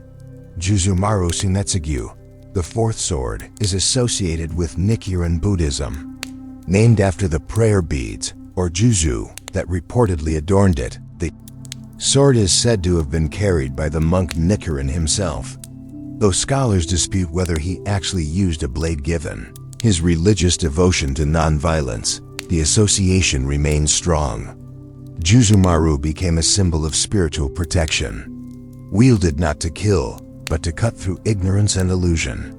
The sword now rests at the Hunkoku-ji Temple in Hyogo Prefecture, treated not as a weapon but as a sacred heirloom. Finally, there's Odenta Mitsuyo, the most enigmatic of the five.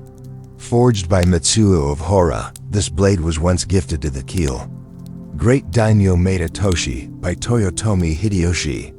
The name Odenta refers to the blade's massive, dignified appearance, an impression of weight and solemnity. It is also tied to stories of miraculous healing. In one account, a sick daughter of the Maeda family was cured simply by being in the sword's presence. Because of this, Odenta is sometimes referred to as a guardian sword, bringing peace and health rather than destruction. The blade is preserved in Maeda family holdings and is rarely seen by the public. Across these five examples, one theme recurs: the sword is more than a tool. Each Tenkagoken is a narrative object, blending history with myth, function with form. They were wielded by lords and monks, displayed in castles and temples, and praised in poems and chronicles. Even today, their names are recognizable in literature, theater, and popular media. Yet, as enduring as their legends are, not all the swords are accounted for. Some remain in private collections or religious institutions where access is restricted. Others have disappeared entirely, possibly destroyed in fires, wars, or stolen during periods of upheaval. The fate of these missing blades adds another layer of mystery. Did they survive, hidden away in forgotten chests or temple vaults? Or were they lost forever, with only their names and stories remaining? The craftsmanship behind the Tenkagoken is as much a part of their legend as the stories themselves. Japanese swordsmiths followed strict rituals of purification, forging steel through repeated folding, tempering, and quenching. Each blade was tested not just for sharpness, but for spiritual harmony. The finished sword wasn't merely judged by its edge, but by its shape, grain, curvature, and character qualities that often reflected the personality of its maker. To hold or even glimpse one of the Tenkagoken today is to witness an artifact that embodies centuries of layered meaning. They reflect Japan's feudal era, its spiritual traditions, its artistic ideals, and its approach to legacy. Their continued preservation, where they survive, is not just a matter of history, but of national identity. Modern Japan still reveres these objects. In sword exhibitions, rituals, and state inventories, they are treated with a seriousness rarely afforded to weapons. Museums display them under low light, behind thick glass, often surrounded by documents, paintings, and poems that echo their legacy. In these settings, the swords seem almost silent, but not lifeless. Their presence is dense with memory. Even in the absence of complete historical records, the Tenkagoken remain alive in cultural consciousness. They appear in films, video games, and literature, where their mythic qualities are adapted for modern audiences. Yet beneath the fantasy, the real swords endure. Cold steel, hammered by fire, shaped by legend. Each one offers a different story, a different role slayer, healer, protector, guide. And so the five swords under heaven remain not just relics of war or artistry, but symbols of a world where history and myth are never fully separate, where craftsmanship is a form of devotion, where a sword is not just carried, but believed in, and where, even after 1,000 years, the edge still gleams silent, waiting, remembered. Nok Terracotta, Nigeria. In the dry savannas of central Nigeria, beneath layers of soil long untouched, a quiet civilization once shaped earth into art. Their hands molded clay into forms both stylized and expressive, marked by intricate detail and unmistakable humanity.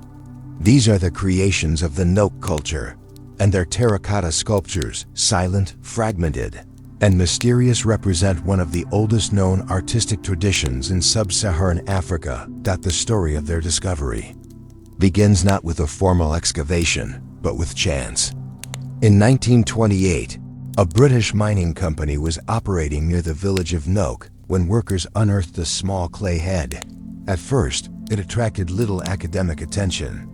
But as more pieces emerged, torso fragments, full figures, elaborate faces, scholars began to take notice. What they found was astonishing. Sophisticated terracotta sculptures, some dating as far back as 1000 BCE, made by a culture that had left no written records. The Nok terracottas are best known for their highly expressive facial features. Wide-set, almond-shaped eyes, flared nostrils, carefully detailed hair and headgear, all rendered with a stylized precision that hints at both technical skill and symbolic intent. Some figures appear regal or priestly, others animal-like or abstract. Most stand between 30 and 60 centimeters tall, though some reach nearly life-size. Whether depicting men, women, or animals, the terracottas share a visual language, one of gesture, posture, and presence. The function of these objects remains largely speculative. Some scholars suggest they served a ritual or ceremonial purpose, possibly linked to ancestral worship or agricultural rites. Others propose they may have been used as grave markers, spirit guardians, or emblems of social status. The frequent appearance of elaborate hairstyles and jewelry points to a culture that valued personal adornment and identity, possibly reflecting real social roles or mythic archetypes. Despite their visual clarity, the Nok sculptures come to us with little archaeological context. Most were found in secondary deposits, eroded out of hillsides or uncovered during mining, rather than in formal stratified digs. This lack of controlled excavation has limited what can be said with certainty about their makers. Unlike the written histories of Egypt or Mesopotamia, the Nok culture left no texts, no monuments with inscriptions, no records of rulers or cities. Their story must be pieced together from fragments of clay. Radiocarbon dating of charcoal found near Nok sites has placed the culture's range between roughly 1000 BCE and 300 CE, making it one of the earliest iron-using societies in West Africa. In fact, Nok artifacts are sometimes found alongside iron-smelting tools, suggesting a technologically advanced culture for its time. Yet the relationship between their artistic and metallurgical practices remains unclear. No furnaces or workshops have been conclusively identified. The Nok people's economy, social structure, and religious beliefs all remain subjects of ongoing research and quiet speculation. One of the most intriguing aspects of Nok art is its stylistic consistency over centuries, despite being found across a wide region of Nigeria. The sculptures share a cohesive visual grammar. This suggests a strong cultural continuity or shared ideological system, something that maintains symbolic coherence over generations. But then, around the 3rd century CE, the trail vanishes. The terracottas stop appearing. The material culture changes. The Nok people disappear from the archaeological record. This sudden disappearance remains one of the defining mysteries of Nok research. Was it a result of climate change, soil depletion, external conflict, or internal collapse? No definitive answer has emerged. Later West African kingdoms, such as Ife and Benin, produced equally remarkable art centuries later, but there's no direct evidence linking them to the Nok. The cultural thread, if one existed, remains invisible. To modern archaeology, the legacy of Nok terracotta is thus preserved not through text or lineage, but through form. The sculptures endure as messengers from a forgotten age, each face, each gesture, a silent assertion that these people lived, created, and imagined. In the absence of narrative, the art speaks for itself. Yet even this art is threatened. Because so many Noke pieces were discovered through looting or informal digs, they've entered the global art market with incomplete or falsified provenance. Over the past several decades, hundreds of sculptures have been sold to collectors and museums, often without legal documentation. This has led to growing concerns among archaeologists and Nigerian officials, who view these pieces not just as art, but as pieces of national heritage separated from the land and communities that gave them meaning. In response, efforts have increased to conduct formal, ethical excavations in Noke territory. Local institutions, international teams, and heritage organizations are working to preserve what remains, document what has been found, and educate the public about Noke's significance. But time and erosion continue to take their toll. The longer the sites remain unprotected, the more the context fades, and with it, the chance to fully understand this culture's contributions to human history. Some scholars have drawn comparisons between Noke and other early sculptural traditions. The geometric balance of the figures has been likened to early Greek kuroi. The spiritual ambiguity recalls the statuary of ancient Mesoamerica. But the Noke terracottas remain uniquely West African in their aesthetics, purpose, and material. They are not copies of other traditions. They are not anomalies. They are part of a larger, deeper story of African civilization, one that predates many global empires and deserves equal scholarly attention. In recent years, a handful of surviving Noke pieces have been displayed in international exhibitions, offering viewers a rare encounter with an ancient tradition often excluded from world history narratives. The response is often the same: surprise, curiosity, admiration. How could such sophisticated, expressive art emerge so early, and then vanish so completely? That question is at the heart of the Noke mystery. What survives is not just the terracotta, but the sense of something vast and vital, just out of reach. Each sculpture is a fragment, but together they suggest a culture of depth, of continuity, of purpose. Whether the figures were used in prayer, in mourning, in celebration, or in daily life, they carry a presence that transcends explanation, and so they remain in museum cases, catalogs, and excavation reports, not as puzzles to be solved, but as voices waiting to be heard. Shaped in earth and fire. The Antikythera mechanism, Greece, in 1900.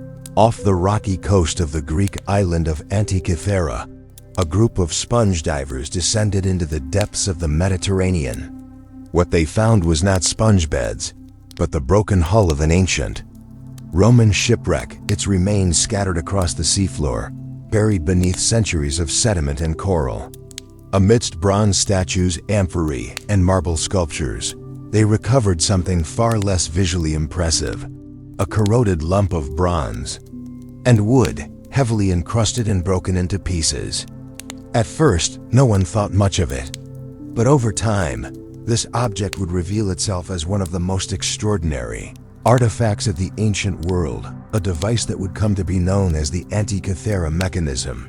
What made it extraordinary was not its material or size, but its complexity.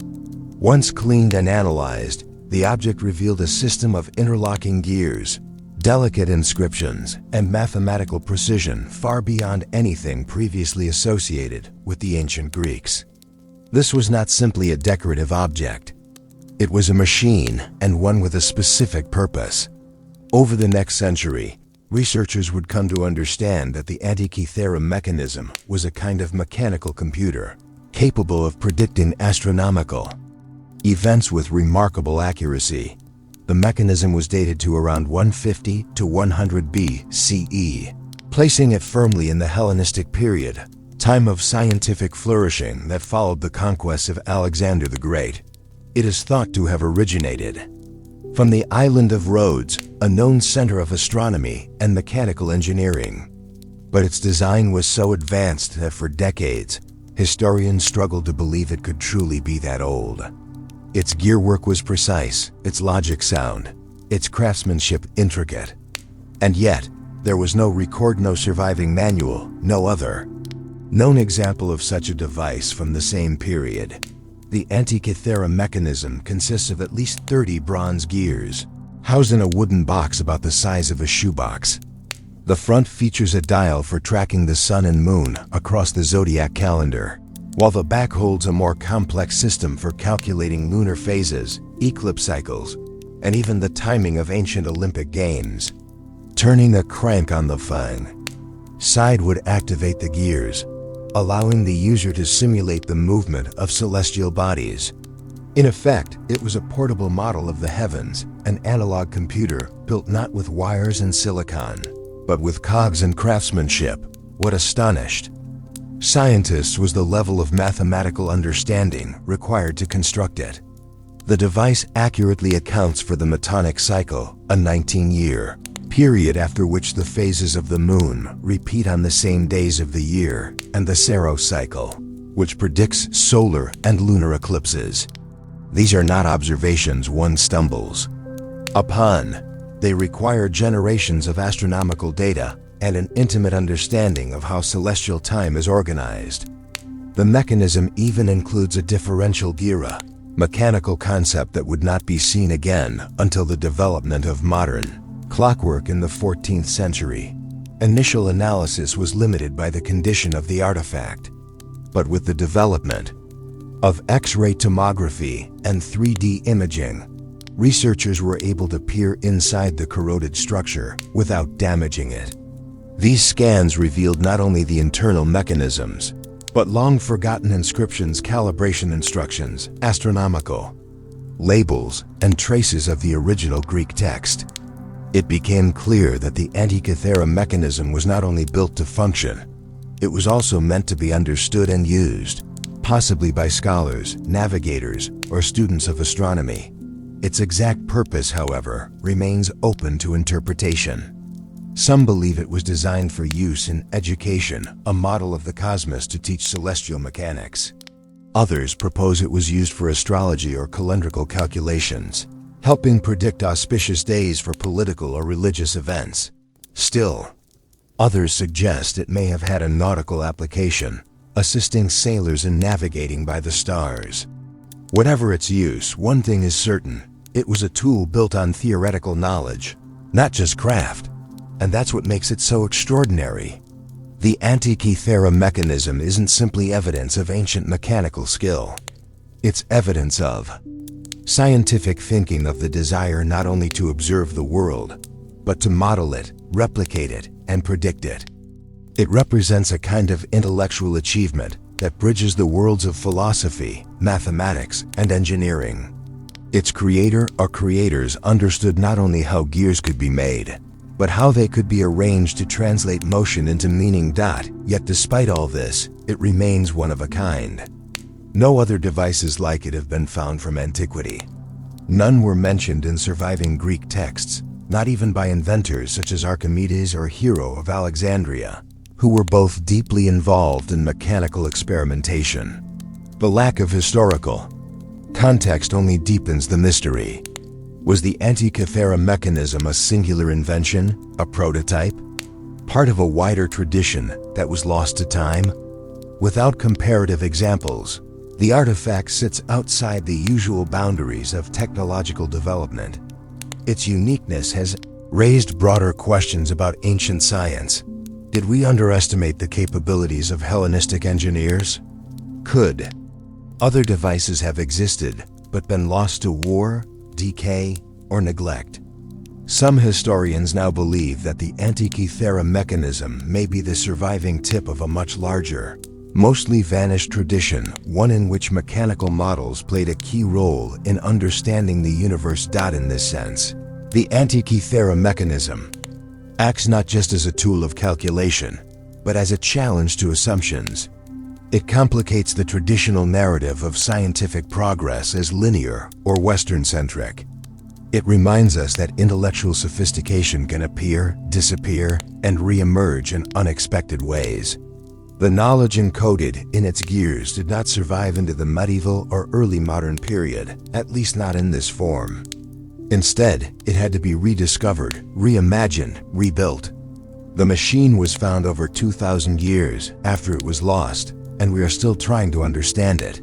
Today, the fragments of the mechanism are housed in the National Archaeological Museum in Athens, where they are studied with the reverence usually reserved for sacred texts or royal relics.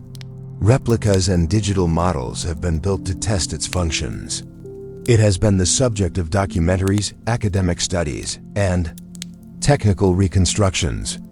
And yet, it still feels elusive, as if it belongs not just to the ancient past, but to an alternate timeline in which ancient technology advanced in directions history forgot. What remains most powerful about the Antikythera mechanism is not only its sophistication, but its silence. It offers no explanation for its own existence. It reveals no name, no maker, no user. It offers only function, precision, and mystery. A machine that should not exist yet does, and in that quiet defiance of expectation, it continues to inspire. The Phaistos Disc, Crete, in 1908. During excavations at the Minoan Palace of Phaistos on the southern coast of Crete, Italian archaeologist Luigi Pernier uncovered an object unlike anything found before or since. It was a disc made of fired clay, approximately 15 centimeters in diameter and only about a centimeter thick. On both of its surfaces was a spiral of stamped symbols, arranged with precise regularity from the edge to the center. This was the Phaistos disc, a singular artifact whose meaning, purpose, and origin remain unresolved more than a century after its discovery. What sets the disc apart is not only its physical form, but the writing itself. A total of 242 signs were pressed into the clay before it was fired, using small, reusable stamps, a process that implies a form of movable type, highly unusual for the Bronze Age. These signs are arranged in a spiral sequence, a layout uncommon in the ancient world.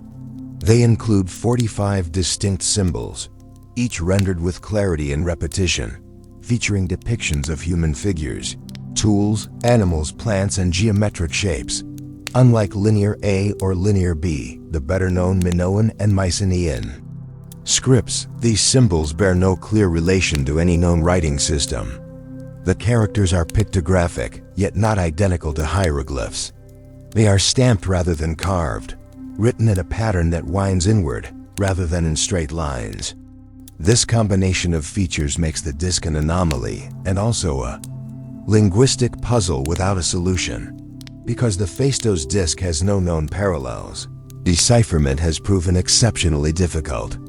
There are no bilingual texts to aid interpretation, no accompanying context, no duplicates. The disc was found alone, without other artifacts bearing similar marks, and without any inscriptions linking it to known Minoan writing systems. While Linear B was cracked using comparison with Greek, and Linear A continues to be studied based on its visual overlap with known forms, the Phaistos disc remains suspended in isolation.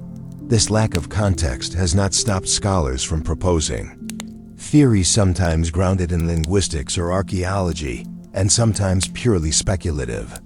One suggestion is that the disc represents a religious or ceremonial hymn, possibly recited during a ritual. The spiral form, along with repetitive symbols such as plumed heads and shields, might indicate a liturgical structure akin to a chant or invocation. Others propose it was a historical record or royal decree, intended to commemorate an event or decree issued by an elite figure. In this reading, the disc may have served as a portable archive or a symbolic statement of power. However, the absence of any standard formatting or comparison text makes it impossible to verify. Another hypothesis views the disc as a game piece, part of a board game, perhaps, or a storytelling object used for entertainment. The even spacing of the symbols and the tactile quality of the stamping have led some to see it as a kind of prehistoric token, used in oral recitations or educational contexts. Still, no boards, pieces, or other related objects have been found. There's also a theory that the disc was never intended for reading in the modern sense. Instead, It may have been a symbolic or magical object, where the form and act of creation carried more meaning than the text itself. In some ancient cultures, the idea of a writing held power even when its content was not universally understood. If the disc functioned in a similar way, it might have been meant to invoke, protect, or encode spiritual significance rather than convey clear narrative. Some have gone further, proposing that the disc could be a hoax and invention created by someone in the early 20th century to generate mystery or attention. But this theory lacks strong evidence. The excavation records are detailed and consistent, and the disc's style, material, and context match the surrounding layers at the site of Phaistos. No clear motive or opportunity for fabrication has been established. What complicates matters further is the unique writing technique. The use of stamping, rather than carving or painting, suggests a deliberate effort at standardization. Each symbol appears identical wherever it occurs, indicating the use of preformed seals or punches. This points to a system in which repeatable, modular signs were organized into a structured message. It also implies that the disc was not a one-time experiment, but rather a product of a broader practice, one we have simply never recovered. Attempts at decipherment have ranged from statistical analysis to comparisons with other ancient scripts, but without success. Some researchers have tried to match the signs with sounds, names, or numerical values, drawing on known languages of the Mediterranean and Near East. Others focus on visual resemblance, comparing the symbols to Minoan frescoes, Egyptian hieroglyphs, or Anatolian emblems. Yet despite these efforts, no consensus has formed, and no translation has gained widespread acceptance. Linguistically, the disc remains a closed system, with only 242 characters, broken into 61 grouped segments. The data is too limited for definitive pattern recognition. The structure suggests some repetition and grammar-like rules. Certain signs tend to occur at the beginning or end of groups, but this is not enough to reconstruct vocabulary or syntax. The question of whether the language behind the disc is Indo-European, Semitic, or entirely unrelated remains open. Beyond its undeciphered status, the disc is also notable for what it represents. It is a reminder that the ancient world was more experimental and diverse than our surviving records suggest. The fact that someone somewhere devised a unique script, formatted in a spiral, and pressed into wet clay using stamps, shows a capacity for creative literacy that challenges assumptions about Bronze Age communication. Whether the disc was common or rare, practical or ceremonial, it reflects a level of symbolic thought that deserves attention. Today, the Phaistos disc is housed in the Heraclean Archaeological Museum in Crete, where it remains a source of fascination. Scholars continue to analyze it, scan it, and model its layout in hopes of discovering a clue missed by earlier generations. It appears in linguistic studies, speculative fiction, cryptographic theory, and even modern art.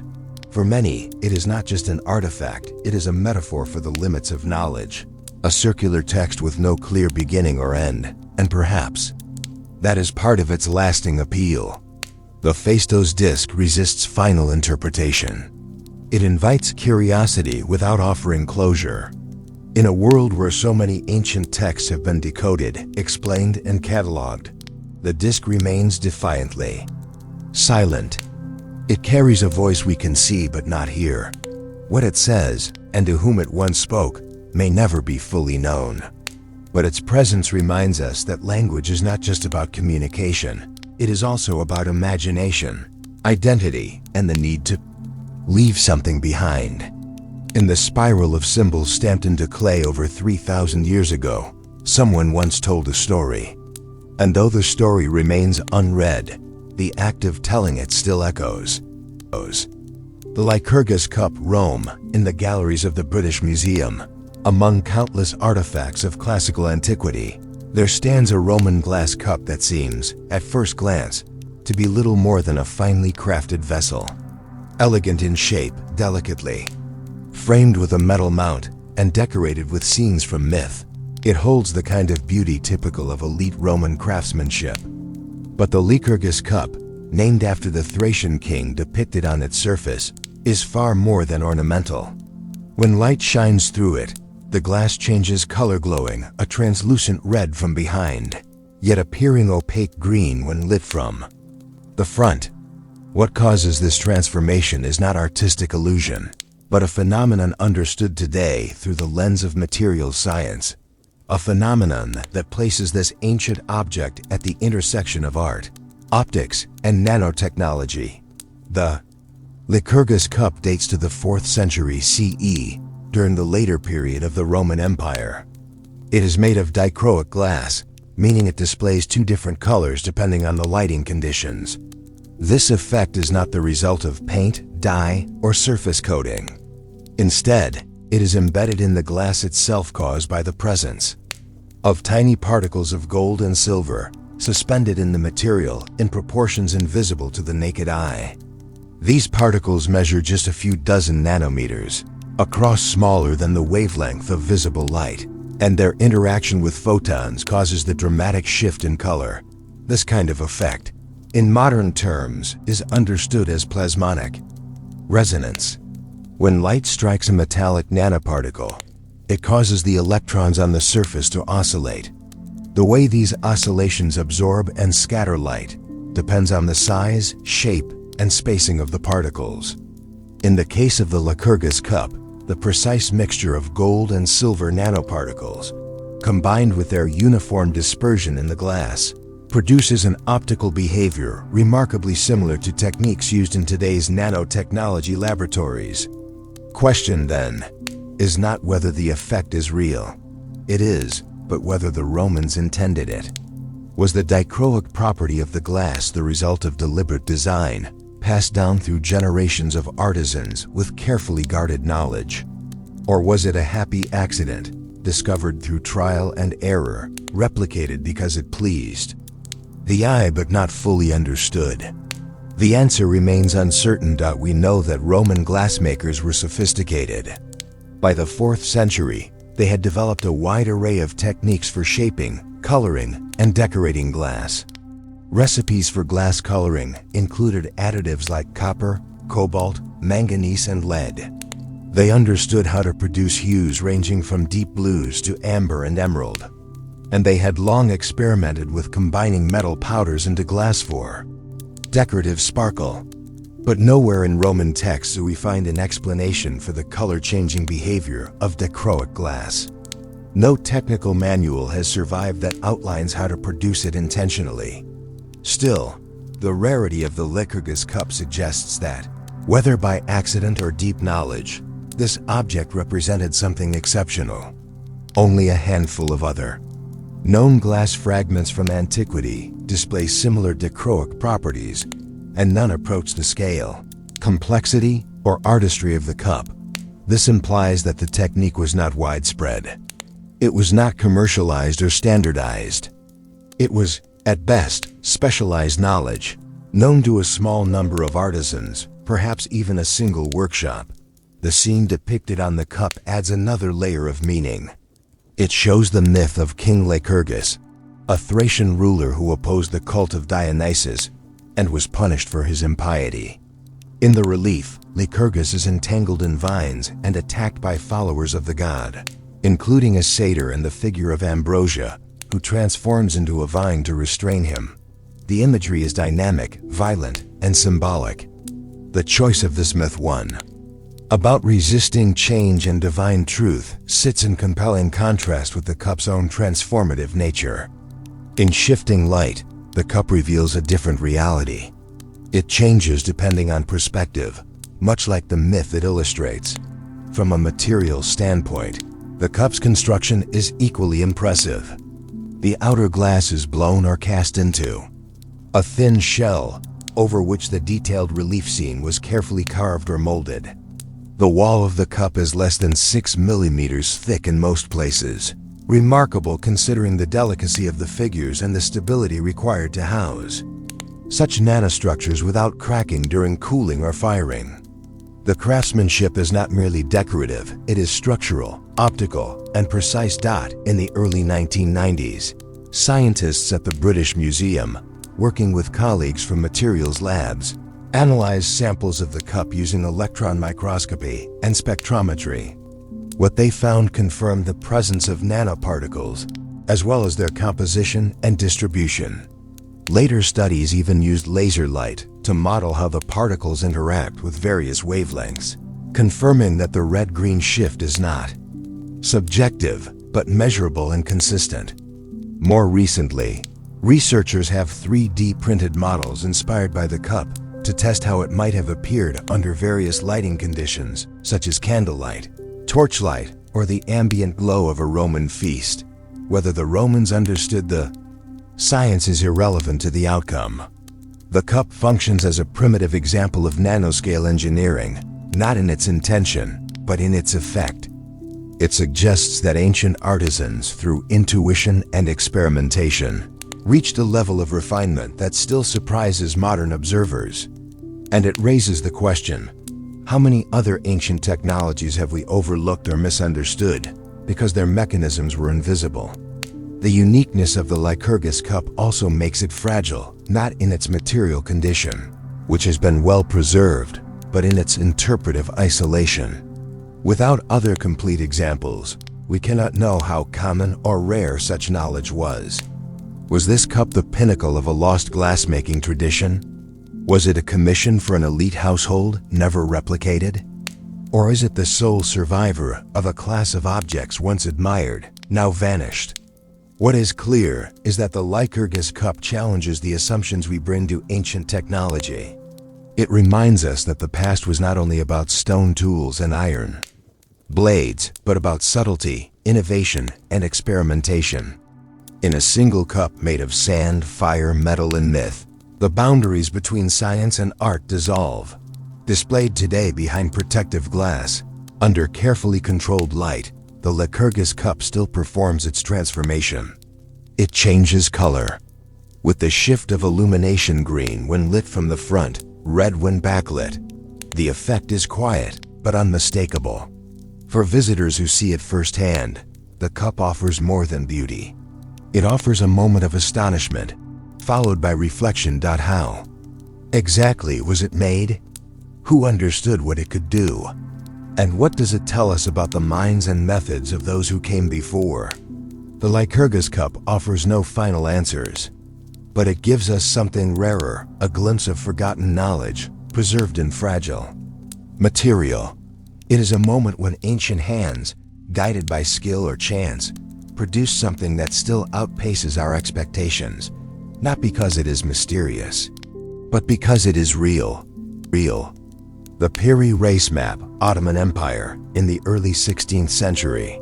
As European powers expanded across the Atlantic and the boundaries of the known world were redrawn with each passing voyage, a naval officer in the Ottoman Empire set out to compile his own map of the newly discovered lands.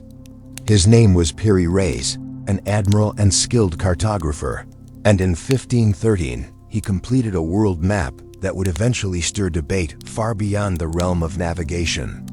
Drawn on a fragment of gazelle skin parchment and richly decorated with notes, illustrations, and coastal outlines, the Piri race map stands today not only as a remarkable artifact of Ottoman science, but as a puzzle of geographic precision, especially in an age when much of the world was still poorly understood. What makes the Piri race map extraordinary is not just its age, but its accuracy in certain areas that, by conventional historical understanding, should have been out of reach. The surviving portion, about 1/3 of the original chart, depicts the western coast of Africa, the eastern coast of South America, and the northern edge of Antarctica, or what some interpret as such. While Africa and South America had already been partially explored by 1513, the level of detail on the map's South American coastline is striking. Bays, river mouths, and relative proportions align closely with modern geography, despite the limited survey tools of the time. More controversially, the map includes a large landmass in the far south, positioned near where Antarctica would be, though in a shape that differs from modern maps. This southern landmass, unlabeled and speculative, has led to decades of debate among historians, geographers, and alternative theorists alike. Some claim it represents an early depiction of Antarctica before it was covered in ice, while others argue it reflects a misunderstood portion of South America or simply a cartographic convention based on speculation. The debate continues, in part, because the surviving map does not offer conclusive identification of that region. According to his own notes on the map written in Ottoman, Turkish using the Arabic script, Piri Reis compiled the chart using multiple source maps, some of which, he claims, were as old as the time of Alexander the Great. He specifically mentions that one of his sources was a map captured from Christopher Columbus, and that others came from ancient maps drawn in the time of the ancients. If true, this raises fascinating questions. What were these earlier maps? Where did they come from? And how much knowledge of the world did ancient civilizations really possess? Piri Reis was not an obscure figure. He served as an admiral in the Ottoman Navy and wrote extensively on navigation. His book, the Kitab-i-Bari, or Book of Navigation, is considered one of the most important maritime texts of the Ottoman era. His approach to mapmaking was empirical and comparative. He cross-checked reports, coordinates, and charts to produce what he believed was the most accurate rendering available. But if some of his sources truly dated back centuries, it suggests that older geographic knowledge may have circulated in manuscript form, surviving conquests, library burnings, and cultural shifts to find new life in Renaissance-era cartography. Mystery of the map deepens when we consider its date.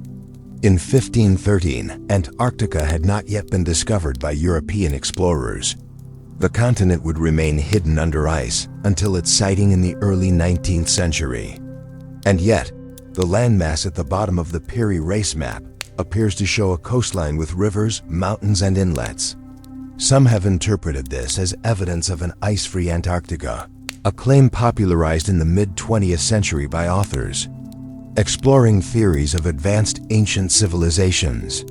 Their argument suggests that some prehistoric culture now lost-mapped Antarctica before it froze, passing this information down through generations of navigators. However, this interpretation is controversial.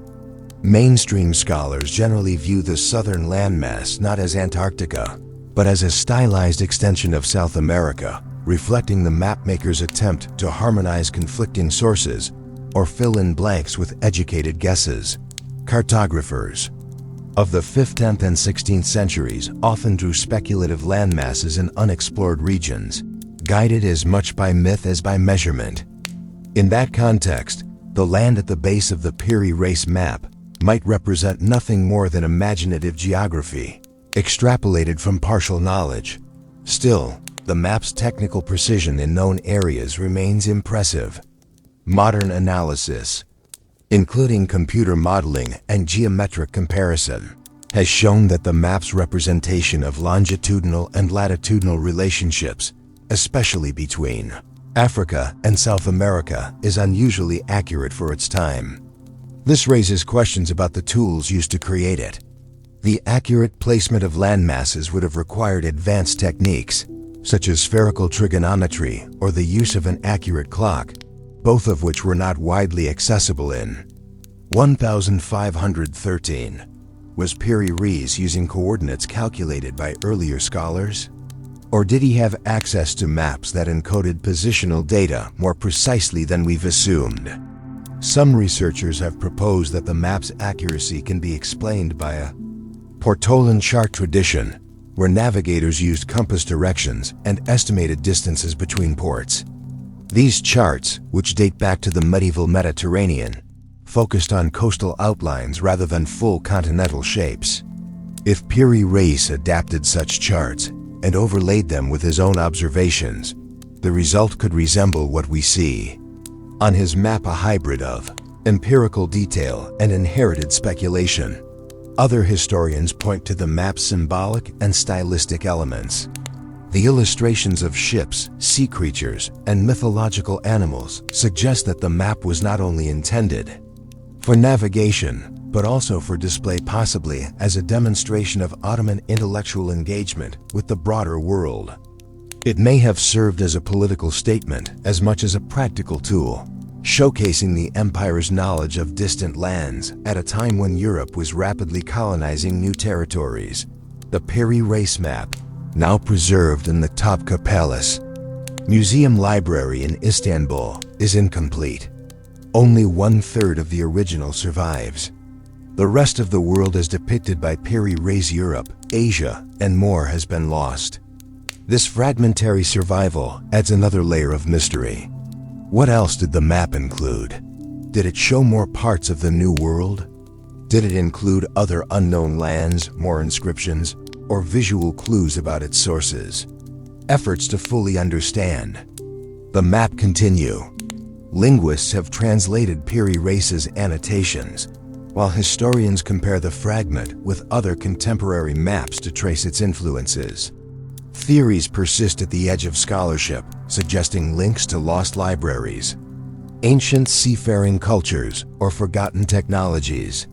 But even without embracing speculation, the Piri race map remains a fascinating artifact of historical synthesis, a document that combines knowledge from Europe, the Islamic world, and possibly older traditions into a single image of the world. It reminds us that maps are more than geographic tools. They are also mirrors of cultural memory, belief, and ambition. They reveal not only where we've been, but what we thought was out there and how we tried to understand it. The Piri race map, drawn by an admiral of the Ottoman Empire 5 centuries ago, continues to ask difficult questions. How much did ancient people really know? How was that knowledge preserved, distorted, or lost? And when we look at a map like this, are we seeing the past, or are we seeing the shadow of something older, still waiting to be uncovered? Across centuries and continents, these artifacts remind us of something both humbling and profound: that the past is not a fixed narrative, but a puzzle still in motion. From intricate mechanisms buried beneath the sea to cryptic scripts pressed into clay, from expressive faces molded in terracotta to maps that hint at forgotten geographies, each object holds a story, but not the full story. What connects them is not just their age or the civilizations that crafted them, but the mystery they leave behind. They defy easy answers. They resist categorization. And in doing so, they invite us to look closer, not just at them, but at ourselves, and at the way we understand history. Were these the products of isolated brilliance, lost knowledge, or cultural memory stretching further back than we imagine? We may never know. But what's clear is that ancient ingenuity was far more complex, far more capable than we often give it credit for. These were people who measured the stars, shaped metals with microscopic precision, engineered with foresight, and encoded their beliefs in symbols that still evade us. In the end, perhaps the greatest value of these artifacts is not what they tell us, but what they don't. They leave space for wonder, for curiosity, for questions still unanswered. And in that space, history becomes alive again, not just a record of what was, but a mirror of what still might be waiting, buried in the earth or hidden in plain sight, for someone willing to ask. How did they do this? Why? And what else have we yet to find?